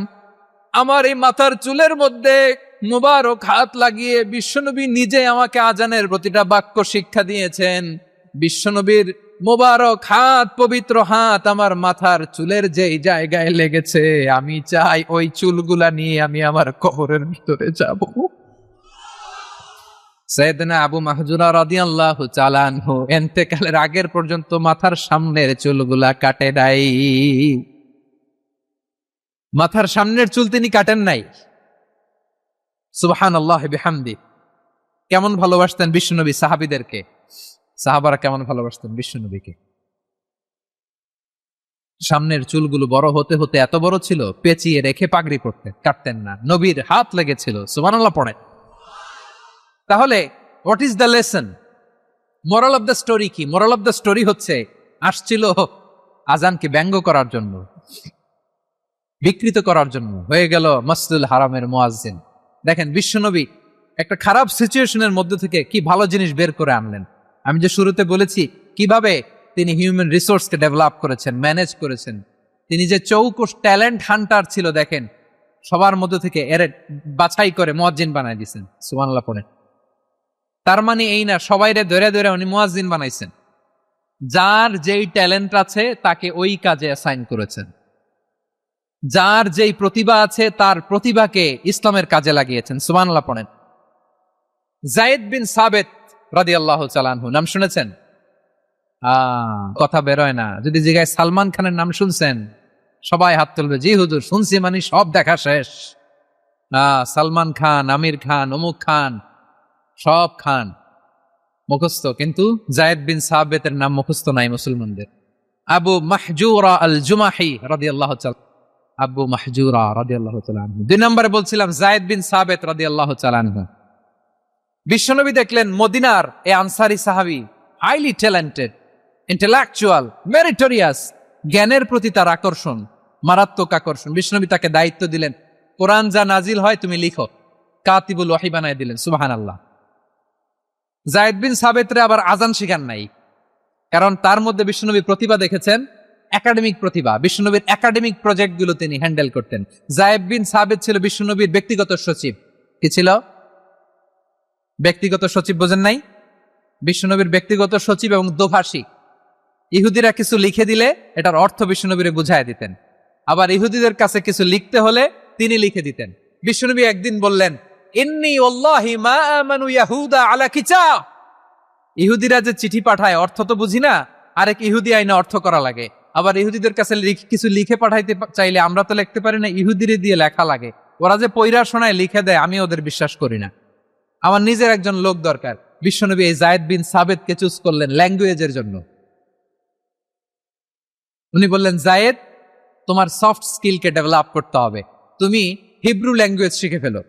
যায়েদ বিন সাবিত বলল, বিশ্বনবীর মোটিভেশন আর ইন্সপিরেশন পেয়ে আমি 15 দিনে ইহুদিদের এই হিব্রু ল্যাঙ্গুয়েজ শিখে ফেললাম। শুধু শিখে ফেললাম না, হাত্তা হাদিকতু, even I became master in the language. এই ভাষা আমি পারদর্শী হয়ে গেলাম। এরপরে ইহুদিরা চিঠি লিখে পাঠালে আর কোনো ইহুদি ডাকা লাগতো না, আমি নবীর এটার অর্থ শুনে পরে বুঝাই দিতাম। আবার ইহুদিদের কাছে চিঠি লেখা লাগলে আমি যায়েদ বিন সাবিত চিঠি লিখে দিতাম। সুবহানাল্লাহ। দেখেন এত সাহাবীর মধ্য থেকে বিশ্বনবীর একাডেমিক প্রজেক্ট, ব্যক্তিগত সচিব, দোভাষী হিসেবে তিনি যায়েদ বিন সাবিতের মতো তরুণকে নির্বাচিত করেছেন। কেমন ট্যালেন্ট হান্টার ছিল আমার নবী। সুবহানাল্লাহ পড়বেন না? বিশ্বনবীর ইন্তেকালের পরে সাইয়েদনা আবু বকর রাদিয়াল্লাহু তাআলা আনহু যখন খলিফা হয়ে আসলেন, কোরআনকে সংকলনের দায়িত্ব দেয়া লাগবে, কোন সাহাবীকে দিবেন? সব সাহাবারা মিলে পরামর্শ করলেন। সাইয়েদনা আবু বকর, ওমর সবাই মিলে এই বিশাল কোরআন সংকলনের গুরু দায়িত্ব বিশ্বনবীর ব্যক্তিগত সচিব বিশ্বনবীর দোভাষী, বিশ্বনবীর সিলেক্ট করাই লোক যায়েদ ইবনে সাবিত রাদিয়াল্লাহু তাআলা আনহুকে দিয়েছে। কোরআনের কবি তো আজকে এখানে রাখে নাই। এই যে আজকের যে কোরআন পড়েন, এটা আগে এরকম ছিল না। কোরআন নাজিল হলে সাহাবারা চামড়ার, ওটের চামড়ায় লিখে ফেলতো, ওটের চ্যাপ্টা হাড্ডির মধ্যে লিখে ফেলতো, গাছের গুড়ির মধ্যে লিখে ফেলতো, বিভিন্ন জনের কাছে ছড়ানো ছিটানো ছিল। আবু বকর রাদিয়াল্লাহু তাআলা আনহু একসাথে করলেন, পরবর্তীতে উসমান রাদিয়াল্লাহু তাআলা আনহু একসাথে করলেন 114 সূরার। এখন এই মুসহাফ, এই কম্পাইলেশন, এই কপি আমরা পেয়েছি, যার হিউজ কন্ট্রিবিউশন ছিল। এই পুরো কোরআন কম্পাইলেশনের প্রজেক্ট ম্যানেজার ছিল যায়েদ বিন সাবিত রাদিয়াল্লাহু তাআলা আনহু। কোরআন কম্পাইলেশনের প্রজেক্ট ম্যানেজার, দেখেন উনারে মাথায় হাত দিয়ে আজান শিখায় নাই, সুবহানাল্লাহ।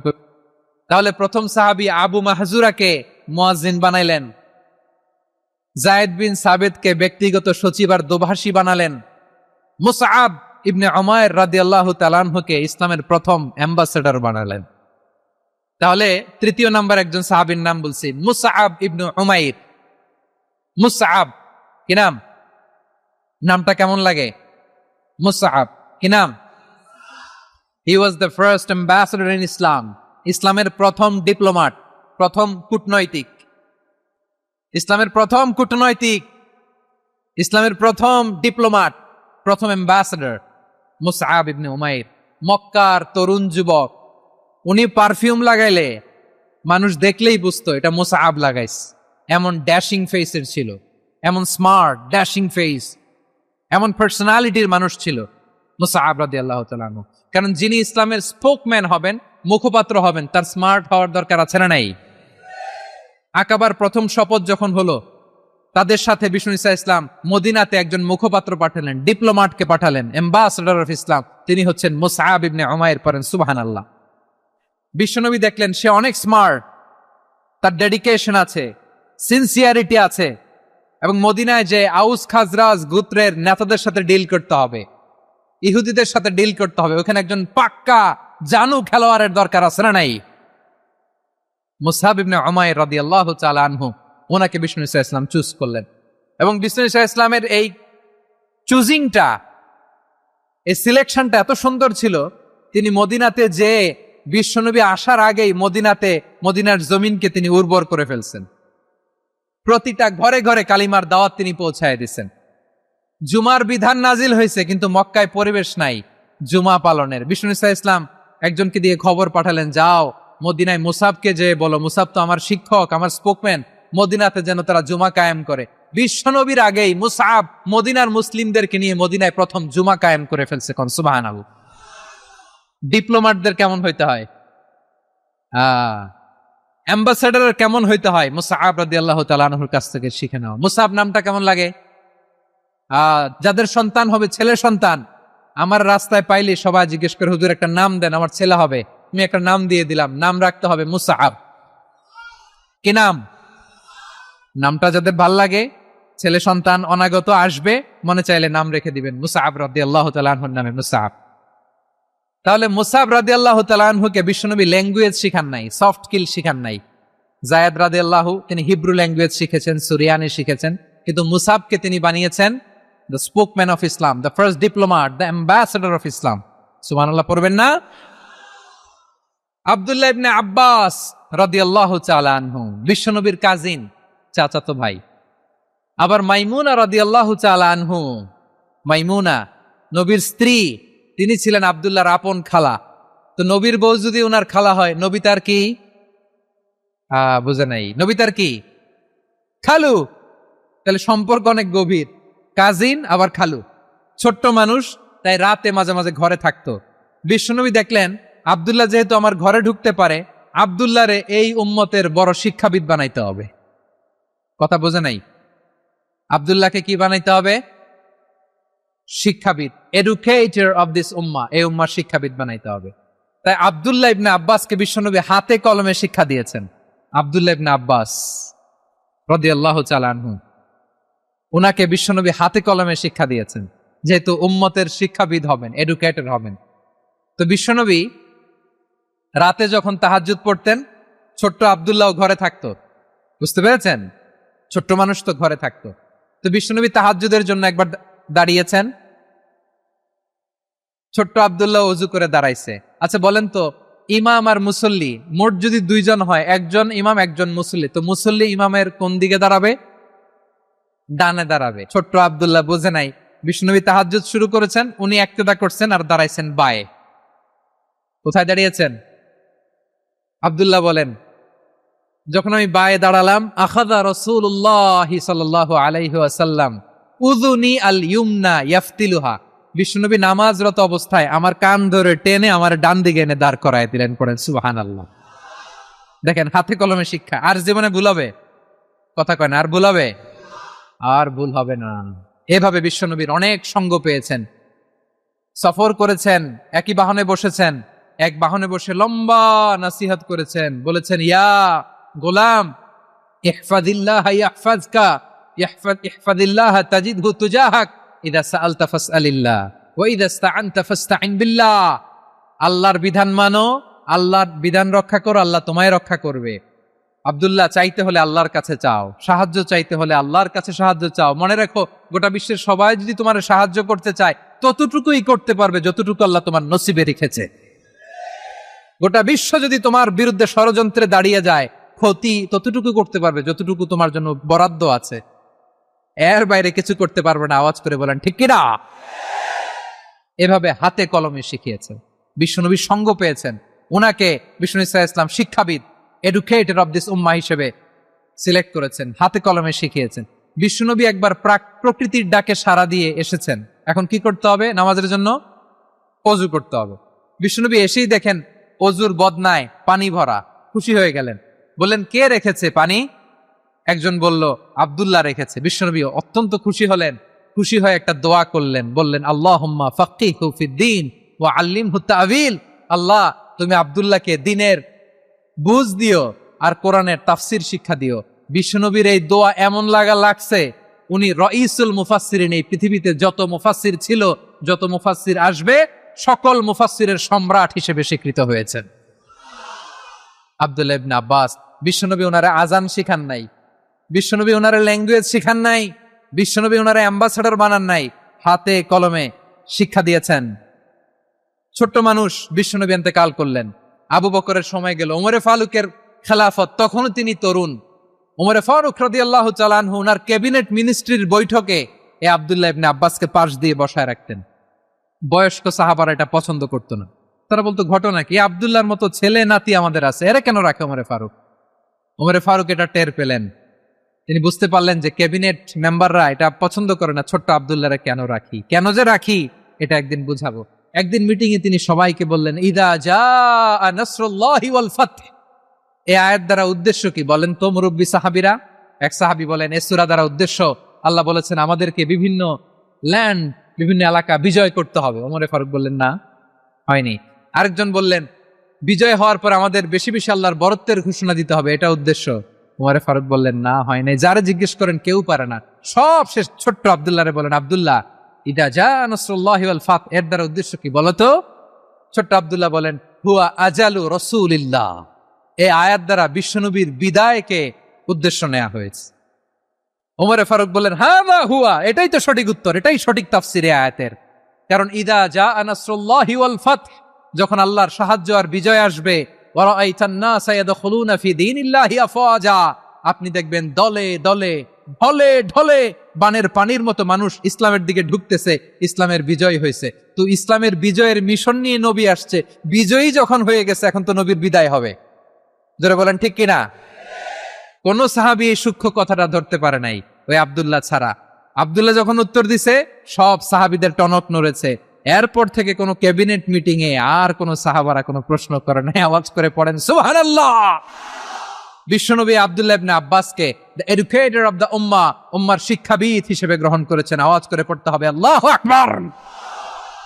সাহাবীদের নামগুলো মনে থাকবে? এক নম্বরে আবু মাহজুরা, মুয়াজ্জিন বানাইছেন। যায়েদ ইবনে সাবিত, দোভাষী, ট্রান্সলেটর অফ প্রফেট, এবং তিনি ছিলেন বিশ্বনবীর ব্যক্তিগত সচিব। Musab Ibne Umair, the first ambassador and diplomat of Islam. Abdullah Ibne Abbas, এই উম্মার সবচেয়ে বড় এডুকেটর, শিক্ষাবিদ। আরেকজন ছিল আব্দুল্লাহ ইবনে মাসউদ রাদিয়াল্লাহু তাআলা। দুই আব্দুল্লাহ, আব্বাস গেল, আরেকজন হচ্ছে মাসউদ, মক্কার তরুণ, ছাগল পালতো মুশরিকের। বিশ্বনবী আর আবু বকর রাদিয়াল্লাহু তাআলা আনহু একবার গেলেন, যে দেখে এই তরুণ দাঁড়ায় আছে। বিশ্বনবী বলেন, আমি খুব ক্ষুধার্ত, তোমার কাছে কি দুধ আছে ছাগলের? আব্দুল্লাহ ইবনে মাসউদ বলে, আছে। ওয়ালাকিন আনা মু'তামান, যে দুধ আছে এটা আমানতের, আমি দিতে পারবো না। বিশ্বনবী এইটা শুনেই তার টার্গেট করে ফেলছে। আনা মু'তামান, দুধ আছে কিন্তু এটা আমার মালিকের, আমি তো দরদ দেখাই, আমার মালিকের দুধ আপনি পথিক, আপনারা দিতে পারি না। বিশ্বনবী টার্গেট করে ফেলছেন, এরে আমার কাজে লাগাইতে হবে। বিশ্বনবী বলেন, আচ্ছা ঠিক আছে, দুধ দিও না, কিন্তু এমন ছাগি আছে কিনা যেই ছাগির সাথে কোনো ছাগলের মিলন হয় নাই, তার ওলানে দুধও আসে নাই, বাচ্চাও নাই, এরকম ছাগির থেকে যদি আমি দুধ খাই তাহলে তো সমস্যা নাই। বলতেছে, এরকম ছাগির থেকে দুধ খাইলে সমস্যা নাই, কারণ এরকম ছাগির ওলান থেকে দুধ আসবেও না। বলতেছে, ঠিক আছে, এরকম একটা ছাগি নিয়ে আসা হলো। বিশ্বনবী বিসমিল্লাহ বলে ওই ছাগির ওলানে হাত দিলেন। হাত দিতে দেরি, পুরো ওলানটা দুধে ভরে যেতে দেরি হয় না। বিশ্বনবী আর আবু বকর রাদিয়াল্লাহু তাআলা আনহু দহন করে পেট ভরে খেলেন। এই দৃশ্য আব্দুল্লাহ ইবনে মাসউদের হৃদয়ে দাগ কাটলো। এই মুজিজা দেখে তিনি বললেন, আশহাদু আল্লা ইলাহা ইল্লাল্লাহ ওয়া আশহাদু আন্না মুহাম্মাদুর রাসূলুল্লাহ। তিনি ষষ্ঠ মুসলিম ছিলেন, 6 নম্বর মুসলমান।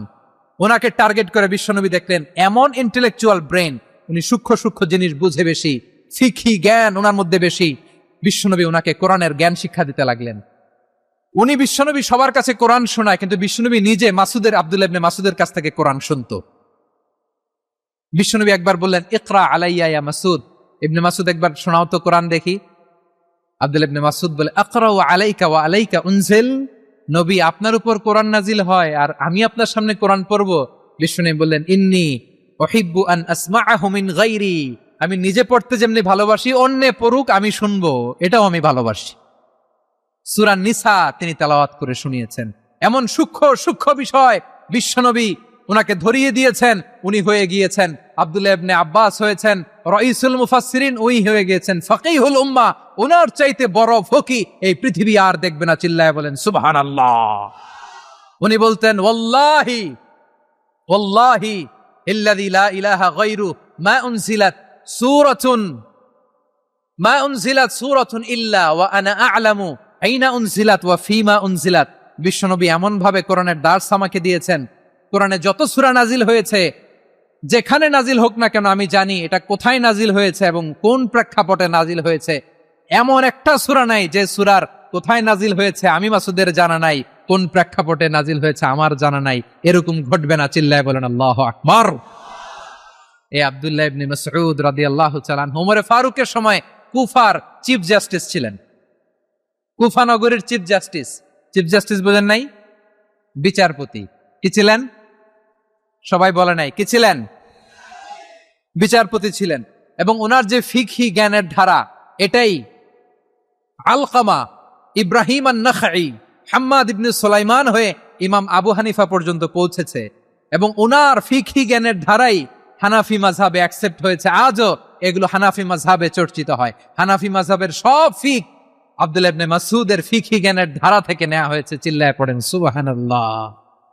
তাহলে উনাকে বিশ্বনবী বানিয়েছেন জুরিস্ট, আইনবিদ, ফকিহ। উনারে আজান শিখান নাই। হিউম্যান রিসোর্স ডেভেলপমেন্ট কিভাবে করবেন, মানব সম্পদের উন্নয়ন কিভাবে করতে হয়, কিভাবে যার যেখানে প্রতিভা কাজে লাগাতে হয় উনি দেখিয়েছেন। সুবহানাল্লাহ পড়বেন না? খালিদ বিন ওয়ালিদ নাম শুনছেন? কে কে শোনেন নাই হাত তোলেন। কি ছিলেন? বীর যোদ্ধা ছিলেন খালিদ বিন ওয়ালিদ। কিন্তু তিনি ইসলাম ধর্ম গ্রহণ করেছেন অনেক দেরিতে, 8ম হিজরিতে। তার মানে 8ম হিজরির আগে উনি মুশরিকদের পক্ষে লড়াই করেছেন। ওনার হাতে কত মুসলিম সাহাবী যে নিহত হয়েছে হিসাব নাই। বিষ্ণুনবী টার্গেট করে রাখছে, তুমি আমাদের মুসলিমদের এত ক্ষতি করলা, তুমি যখন মুসলমান হবা তোমারে দিয়ে আমি এমন কাম করামু যে এটা আর কেউ করতে পারবে না। সুবহানাল্লাহ নাই? খালিদ বিন ওয়ালিদ রাদিয়াল্লাহু তাআলা আনহু 8ম হিজরিতে মুসলিম হয়েছেন, মক্কা বিজয়ের আগে। তো মক্কা বিজয়ের আগে যখন মুসলিম হয়েছেন, এর আগে কি করছেন? কাফিরদের সাথে যুদ্ধ করেছেন। উনি উহুদের যুদ্ধে মুসলমানদের যে পরাজয় ভাব, কঠিন পরিস্থিতির মুখোমুখি ওনার কারণে পেছন থেকে এমন আতর্কিত আক্রমণ করেছেন, মুসলমানদেরকে কচুকাটা করেছেন। অষ্টম হিজরিতে আল্লাহ তাআলা হেদায়েতের নূর দিয়ে ওনার হৃদয়টাকে উজালা করে দিলেন। লা ইলাহা এটা এমন বাণী যার হৃদয়ে একবার টাচ খাবে এইটা থেকে সে আর পালিয়ে বেড়াতে পারে। ঝিনুকের ভেতর লুকিয়ে থাকে যেমন মতি, ঝিনুকের ভেতর লুকিয়ে থাকে যেমন মতি, কলমা শাহাদাতে আছে আল্লাহর জ্যোতি, কলমা শাহাদাতে আছে আল্লাহর জ্যোতি। ঠিক কিনা বলেন? মক্কা বিজয়ের আগে মুসলিম হলেন, হওয়ার পরেই বিশ্বনবীর টার্গেট ফুলফিল হলো। ওই যে টার্গেট করে রেখেছেন আর দোয়া করেছেন, খালিদ বিন ওয়ালিদ যদি মুসলিম হয় তাকে আমি মিলিটারি চিফ বানাবো। ওনাকে আজান শিখান নাই, ওনারে কান ধইরা নামাজের এই মাথা থেকে ওই মাথা আনান নাই, ফিকহি কোরআনের সূক্ষ্ম তাফসীর ওনারে শিখান নাই, অ্যাম্বাসেডর বানান নাই। বিষ্ণু ইসলাম উনাকে সামরিক অভিযানে প্রেরণ করেছেন। সামরিক অভিযানে তিনি প্রেরণ করেছেন। উনার জীবদ্দশায় উনার নেতৃত্বে যতগুলো যুদ্ধ হয়েছে একটা যুদ্ধেও তিনি পরাজয় বরণ করেন নাই।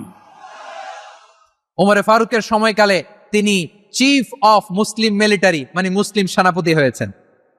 আওয়াজ করো ঠিক কিনা বলো। সেনাপতি, মুসলিম সেনাপতি। তাহলে কিভাবে হিউম্যান রিসোর্স ব্যবহার করতে হয় গোটা বিশ্ব আমার নবীর কাছ থেকে শিখে নাও। খালিদ বিন ওয়ালিদ, ওনাকে বিশ্বনবী একটা উপাধি দিয়েছেন।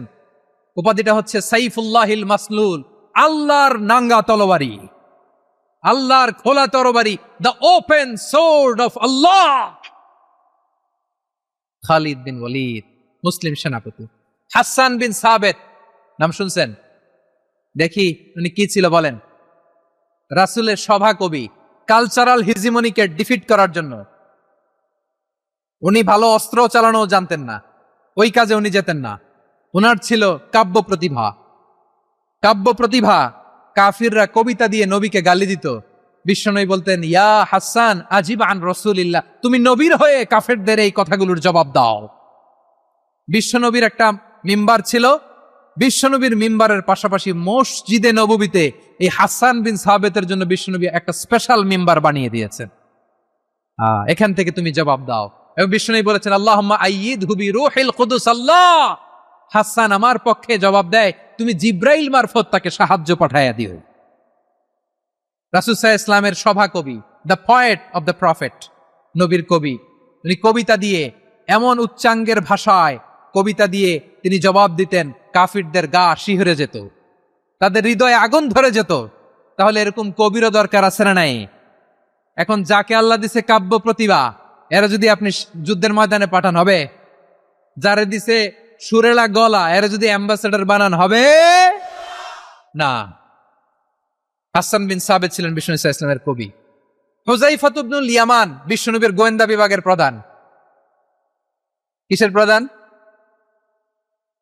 হুযাইফা ইবনুল ইয়ামান। উনার ছিল ডিটেকটিভ মাইন্ড, ডিটেকটিভ মাইন্ড, গোয়েন্দা বিভাগের প্রধান। এবং উনি হচ্ছেন সাহিবু সিররি রাসূলিল্লাহ, রাসূল সাল্লাল্লাহু আলাইহি ওয়াসাল্লামের গোপন তথ্যের ধারক বাহক। নবীর যেই কথা কেউ জানে না, সব হুযাইফার পেটের ভিতরে ছিল। সুবহানাল্লাহ পড়েন। মদিনার যত ইহুদিদের একটা লিস্ট ছিল, এই লিস্ট শুধু দুইজন জানতো, বিশ্বনবী আর হুযাইফা। সুবহানাল্লাহ পড়বেন। তাহলে উনাকে কোন দায়িত্ব দিছে? কোন বিভাগ? আওয়াজ করো, কোন বিভাগ? গোয়েন্দা বিভাগের হেড ছিল। খন্দকের যুদ্ধে শৈত্য প্রবাহ, মাটি খনন করতে করতে সাহাবীদের পেটে ক্ষুধা নাই, দাঁড়াইতে পারে না নামাজের জন্য, এত ক্লান্ত, ক্ষুধা, ক্লান্ত, শ্রান্ত। বিশ্বনবী বললেন, কে আছো? এই কঠিন শীত, এই ভয় আর ক্ষুধার মধ্যেও খন্দকের পরীক্ষার টপকে শত্রু শিবিরে যে আমাকে তথ্য দিবা, কে আছো? কারো গায়ে শক্তিই নাই যে দাঁড়াবে, কেউ দাঁড়ায় না। বিশ্বনবী তখন নিজে হুযাইফাকে ডাক দিলেন, হুযাইফা, যে আমাকে আজকে শত্রু শিবিরের তথ্য এনে দিবে, সে জান্নাতে আমার মোরাফাকা, আমার সঙ্গী হবে। হুযাইফা রাদিয়াল্লাহু ইবনুল ইয়ামান জীবনের ঝুঁকি নিয়ে এই ক্ষুধা, শৈত্য প্রবাহ, কোল্ড ওয়েভসকে উপেক্ষা করে পরীক্ষা টপকে শত্রু শিবিরে যে সবার কথাগুলো চুপে চুপে শুনে বিশ্বনবীর দরবারে এসে গোয়েন্দাদের মতো তথ্য সরবরাহ করেছে। বিশ্বনবীর গোয়েন্দা বিভাগের প্রধান হুযাইফা ইবনুল ইয়ামান ইন্টেলিজেন্স বিভাগ চালাতেন। মুনাফিকদের নাম ওনার কাছে ছিল। মুআয ইবনে জাবাল মদিনা রাষ্ট্রের সবচেয়ে সিনিয়র আমলা ছিলেন। আমলাতন্ত্র চিনেন তো? প্রশাসনিক কাজ যারা চালায়, অ্যাডমিনিস্ট্রেশন বুঝেন না? The department of administration. মদিনার রাষ্ট্রের সিনিয়র আমলা মুআয ইবনে জাবাল মুতাখাসসিসুন ফিল হালালি ওয়াল হারাম, হালাল হারামের স্পেশালিস্ট ছিলেন। বিশ্বনবী উনাকে ইয়ামানের গভর্নর করে পাঠাইছেন। বলেছেন, ইন্নাকা তা'তি কওমান আহলা কিতাব, এমন গোষ্ঠীর কাছে যাবা যারা ইহুদি নাসারা, আগে শাহাদা পড়লে এরপরে নামাজের দাওয়াত দিও, নামাজ পড়লে যাকাতের দাওয়াত দিও। গভর্নরের অ্যাটিটিউড যেমন থাকে তেমন অ্যাটিটিউড ধরে রেখো। সুবহানাল্লাহ পড়েন। তাহলে মুআয ইবনে জাবালকে দিয়ে বিশ্বনবী কবিতা লেখায় নাই, চিঠি লেখায় নাই, আজান দেওয়ায় নাই।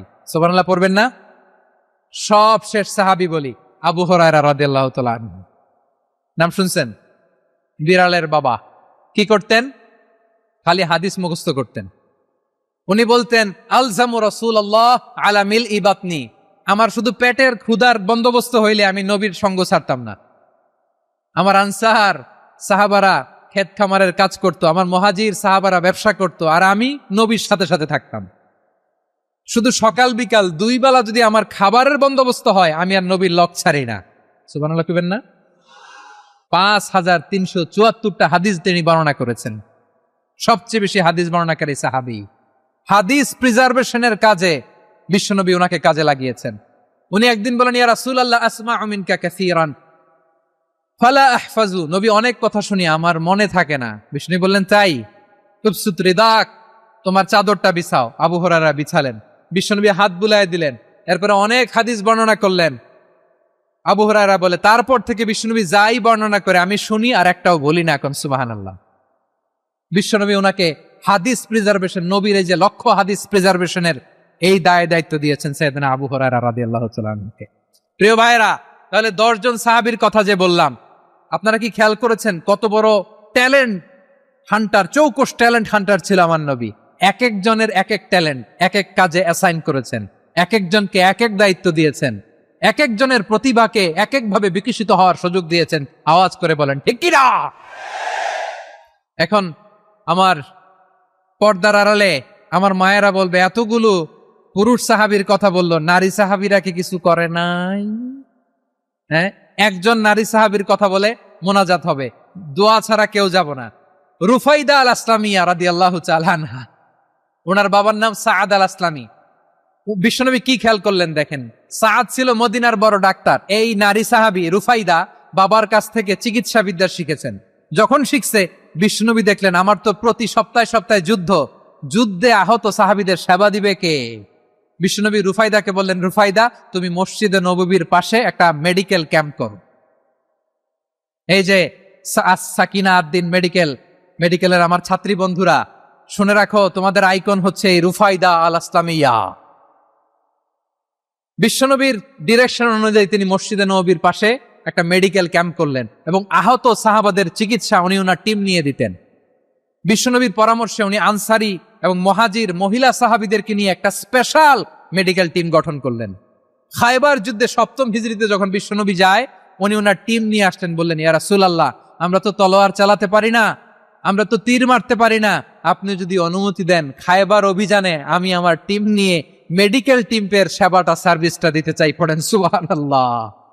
বিশ্বনবী অনুমতি দিলেন, যোদ্ধা সাহাবীদের সাথে রুফাইদা আল আসলামিয়া উনিও মেডিকেল টিম নিয়ে অগ্রসর হলেন।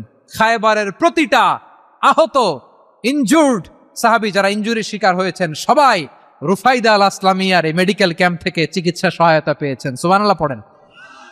দেখেন কিভাবে বিশ্বনবী ট্যালেন্ট বাছাই করতেন। আপনি অবাক হবেন, বাহরাইনের মেডিকেল ইউনিভার্সিটিতে রুফাইদা আল আসলামিয়া মেডিকেল প্রাইজ অ্যাওয়ার্ড প্রতি বছর দেয়া হয়। যদি 8 দিনের এই মেডিকেল, আমার বোনেরা যদি জেনে থাকো জানো, না হলে নতুন করে জানো, সার্চ দিও, রুফাইদা আল আসলামিয়া মেডিকেল অ্যাওয়ার্ড বাহরাইনের ইউনিভার্সিটিতে দেয়া হয়। প্রিয় ভাইয়েরা, তাহলে আলোচনার সামারি আমরা করি। বিশ্বনবী যার যেখানে ট্যালেন্ট তাকে ওইখানে কাজে লাগাতেন। আওয়াজ করে বলেন ঠিক কিনা?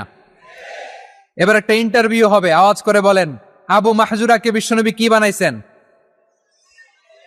হ্যাঁ, ভুলে গেছেন? সামনের চুলে হাত দিয়ে বিশ্বনবী কি সুন্দর গলায় আজান শিখালেন। মুয়াজ্জিন। যায়েদ বিন সাবেতকে একাডেমিক প্রজেক্টের দায়িত্ব দিয়েছেন। তিনি ছিলেন বিশ্বনবীর দোভাষী ব্যক্তিগত সচিব। Musab Ibne Umair, the first ambassador of Islam. Abdullah Ibne Abbas, উম্মার বড় শিক্ষাবিদ, মুফাসসির। আব্দুল্লাহ ইবনে মাসউদ, আব্দুল্লাহ ইবনে মাসউদ ছিলেন জুরিস্ট। কি ছিলেন? জুরিস্ট ছিলেন, এই উম্মার সবচেয়ে বড় জুরিস্ট। খালিদ বিন ওয়ালিদ, সেনাপ্রধান। হাসান বিন সাবেত, হাসান বিন সাবেত ছিলেন বিশ্বনবীর সভাকবি। কি ছিলেন? বিশ্বনবীর সভাকবি ছিলেন। এরপরে হুযায়ফা ইবনুল ইয়ামান কি ছিলেন? গোয়েন্দা বিভাগের প্রধান। মুআয ইবনে জাবাল কি ছিলেন? সিনিয়র আমলা, ইয়ামানের গভর্নর। আবু হুরায়রা রাদিয়াল্লাহু তাআলা আনহু হাদিস প্রিজার্ভেশনের কাজ করেছেন। আর আমাদের রুফাইদা আল আসলামিয়া রাদিয়াল্লাহু তাআলা আনহা কি ছিলেন? নার্স ছিলেন। নার্স হয়ে মেডিকেল সেবা দিয়েছেন। প্রিয় ভাইয়েরা, পুরো আলোচনার যদি সামারি করি তাহলে বিশ্বনবী যেভাবে হিউম্যান রিসোর্সকে ম্যানেজ করেছেন, যার যেখানে প্রতিভা কাজে লাগিয়েছেন, আমরাও যদি করি আমাদের বাংলাদেশের চিত্র আমরা পাল্টে যেতে পারবো। আমরা শুরুতে শুনেছি মানুষের আছে অসীম সম্ভাবনা, প্রতিটা মানুষ অনন্য। যত্ন নিলে, যথাযথ পরিচর্যা করলে মানুষ বিশ্ব জয় করতে পারে, ঠিক কিনা? আমাদের হাফেজে কোরআনের সামনে দাঁড়াতে পারে এমন কোন হাফেজে কোরআন আল্লাহর জমিনে জন্ম হয় নাই। গোটা বিশ্ব কাঁপিয়ে তারা সেরা। আমাদের ক্রিকেটাররা সেরা, আমাদের তৈরি পোশাক শিল্প সেরা। এরকম অনেক অনেক সেরা জিনিস আছে, আমরা এগুলোরে নার্চারিং করতে পারি নাই, পরিচর্যা করতে পারি নাই, সঠিক তারবিয়াতের অভাব। তাহলে মানুষের অসীম সম্ভাবনাকে কাজে লাগাতে হবে, ঠিক কিনা বলেন? ইউনূস গভর্নমেন্টকে আমি বলবো, অল্প সময়ের জন্য আপনারা এসেছেন, সংস্কারও করতে হবে, আবার নির্বাচনও করতে হবে। সব সংস্কার হয়তো করতে পারবেন না, যতটুকু পারবেন এর মধ্যে আমাদের যে হিউজ ম্যান পাওয়ার, আমাদের যে মানব সম্পদ, হিউম্যান রিসোর্স, এটাকে ডেভেলপ করে আপনাদের যেতে হবে। যেটা পারবেন না সেটাকে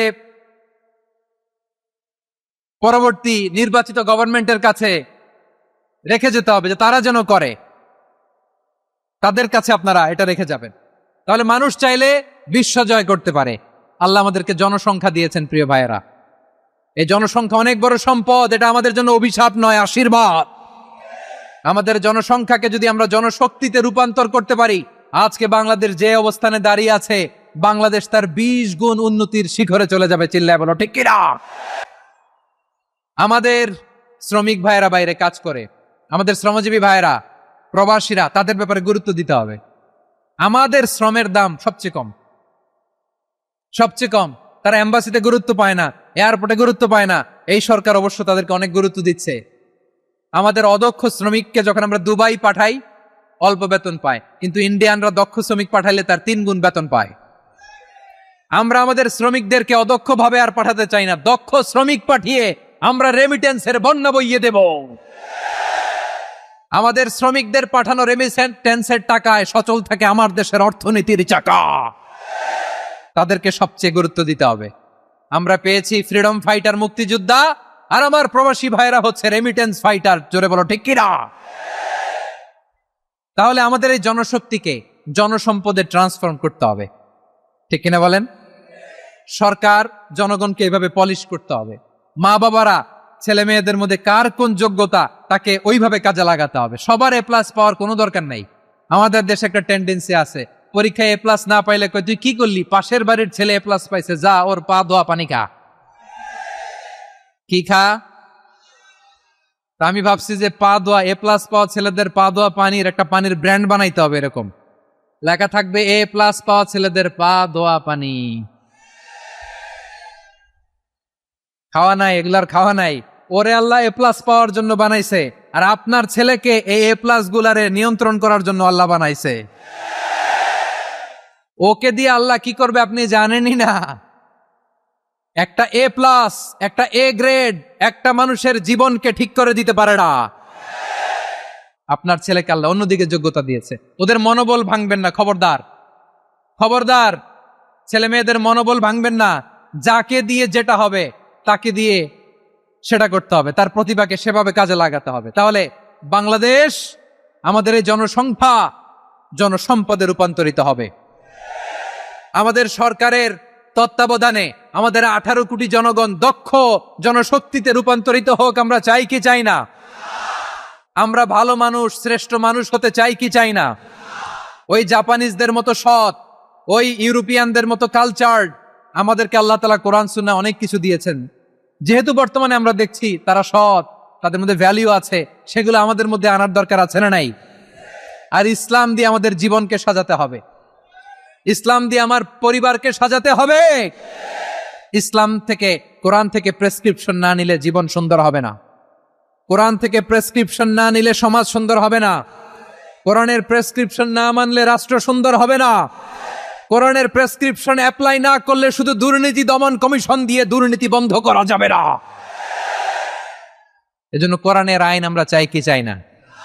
প্রিয় ভাইয়েরা, হিউম্যান রিসোর্স ডেভেলপমেন্ট, মানব সম্পদের উন্নয়ন, আমাদের সরকার যেন এদিকে নজর দেয়। আমরা যেন এই ব্যাপারে যত্নবান হয়ে উঠি। যাকে আল্লাহ যে যোগ্যতা দিয়েছে, এই যোগ্যতা দিয়ে আমরা যেন ইসলামের জন্য, দেশের জন্য কাজ করি। আমরা যেন আমাদের স্কিল ডেভেলপ করি, আমাদের পটেনশিয়ালকে ডেভেলপ করি। আল্লাহ তাআলা আমাদের দেশকে তুমি নিরাপদ করো, আমরা পড়ি আমিন। আল্লাহ আমার 18 কোটি জনগণকে তুমি জনশক্তিতে রূপান্তরিত করো, আমিন। আল্লাহ আমরা হাতে হাত রেখে, কাঁধে কাঁধ মিলিয়ে ভাইয়ে ভাইয়ে যেন এই দেশকে গড়তে পারি, আল্লাহ তুমি তৌফিক দান করো, আমরা পড়ি আমিন। শুন, আমরা আমাদের জনসংখ্যাকে জনসম্পদে ট্রান্সফর্ম করি। আমাদের জনসংখ্যাকে আমরা যেন জনশক্তিতে রূপান্তরিত করি। জনসংখ্যাকে ট্রান্সফর্ম করে জনশক্তি দিয়ে আমরা যেন আগামীর বাংলাদেশ, স্বাধীন বাংলাদেশ 2.0 কে গড়ে তুলি। আল্লাহ তাআলা আমাদের সবাইকে কথাগুলো বোঝার, আমল করার তৌফিক দান করুন।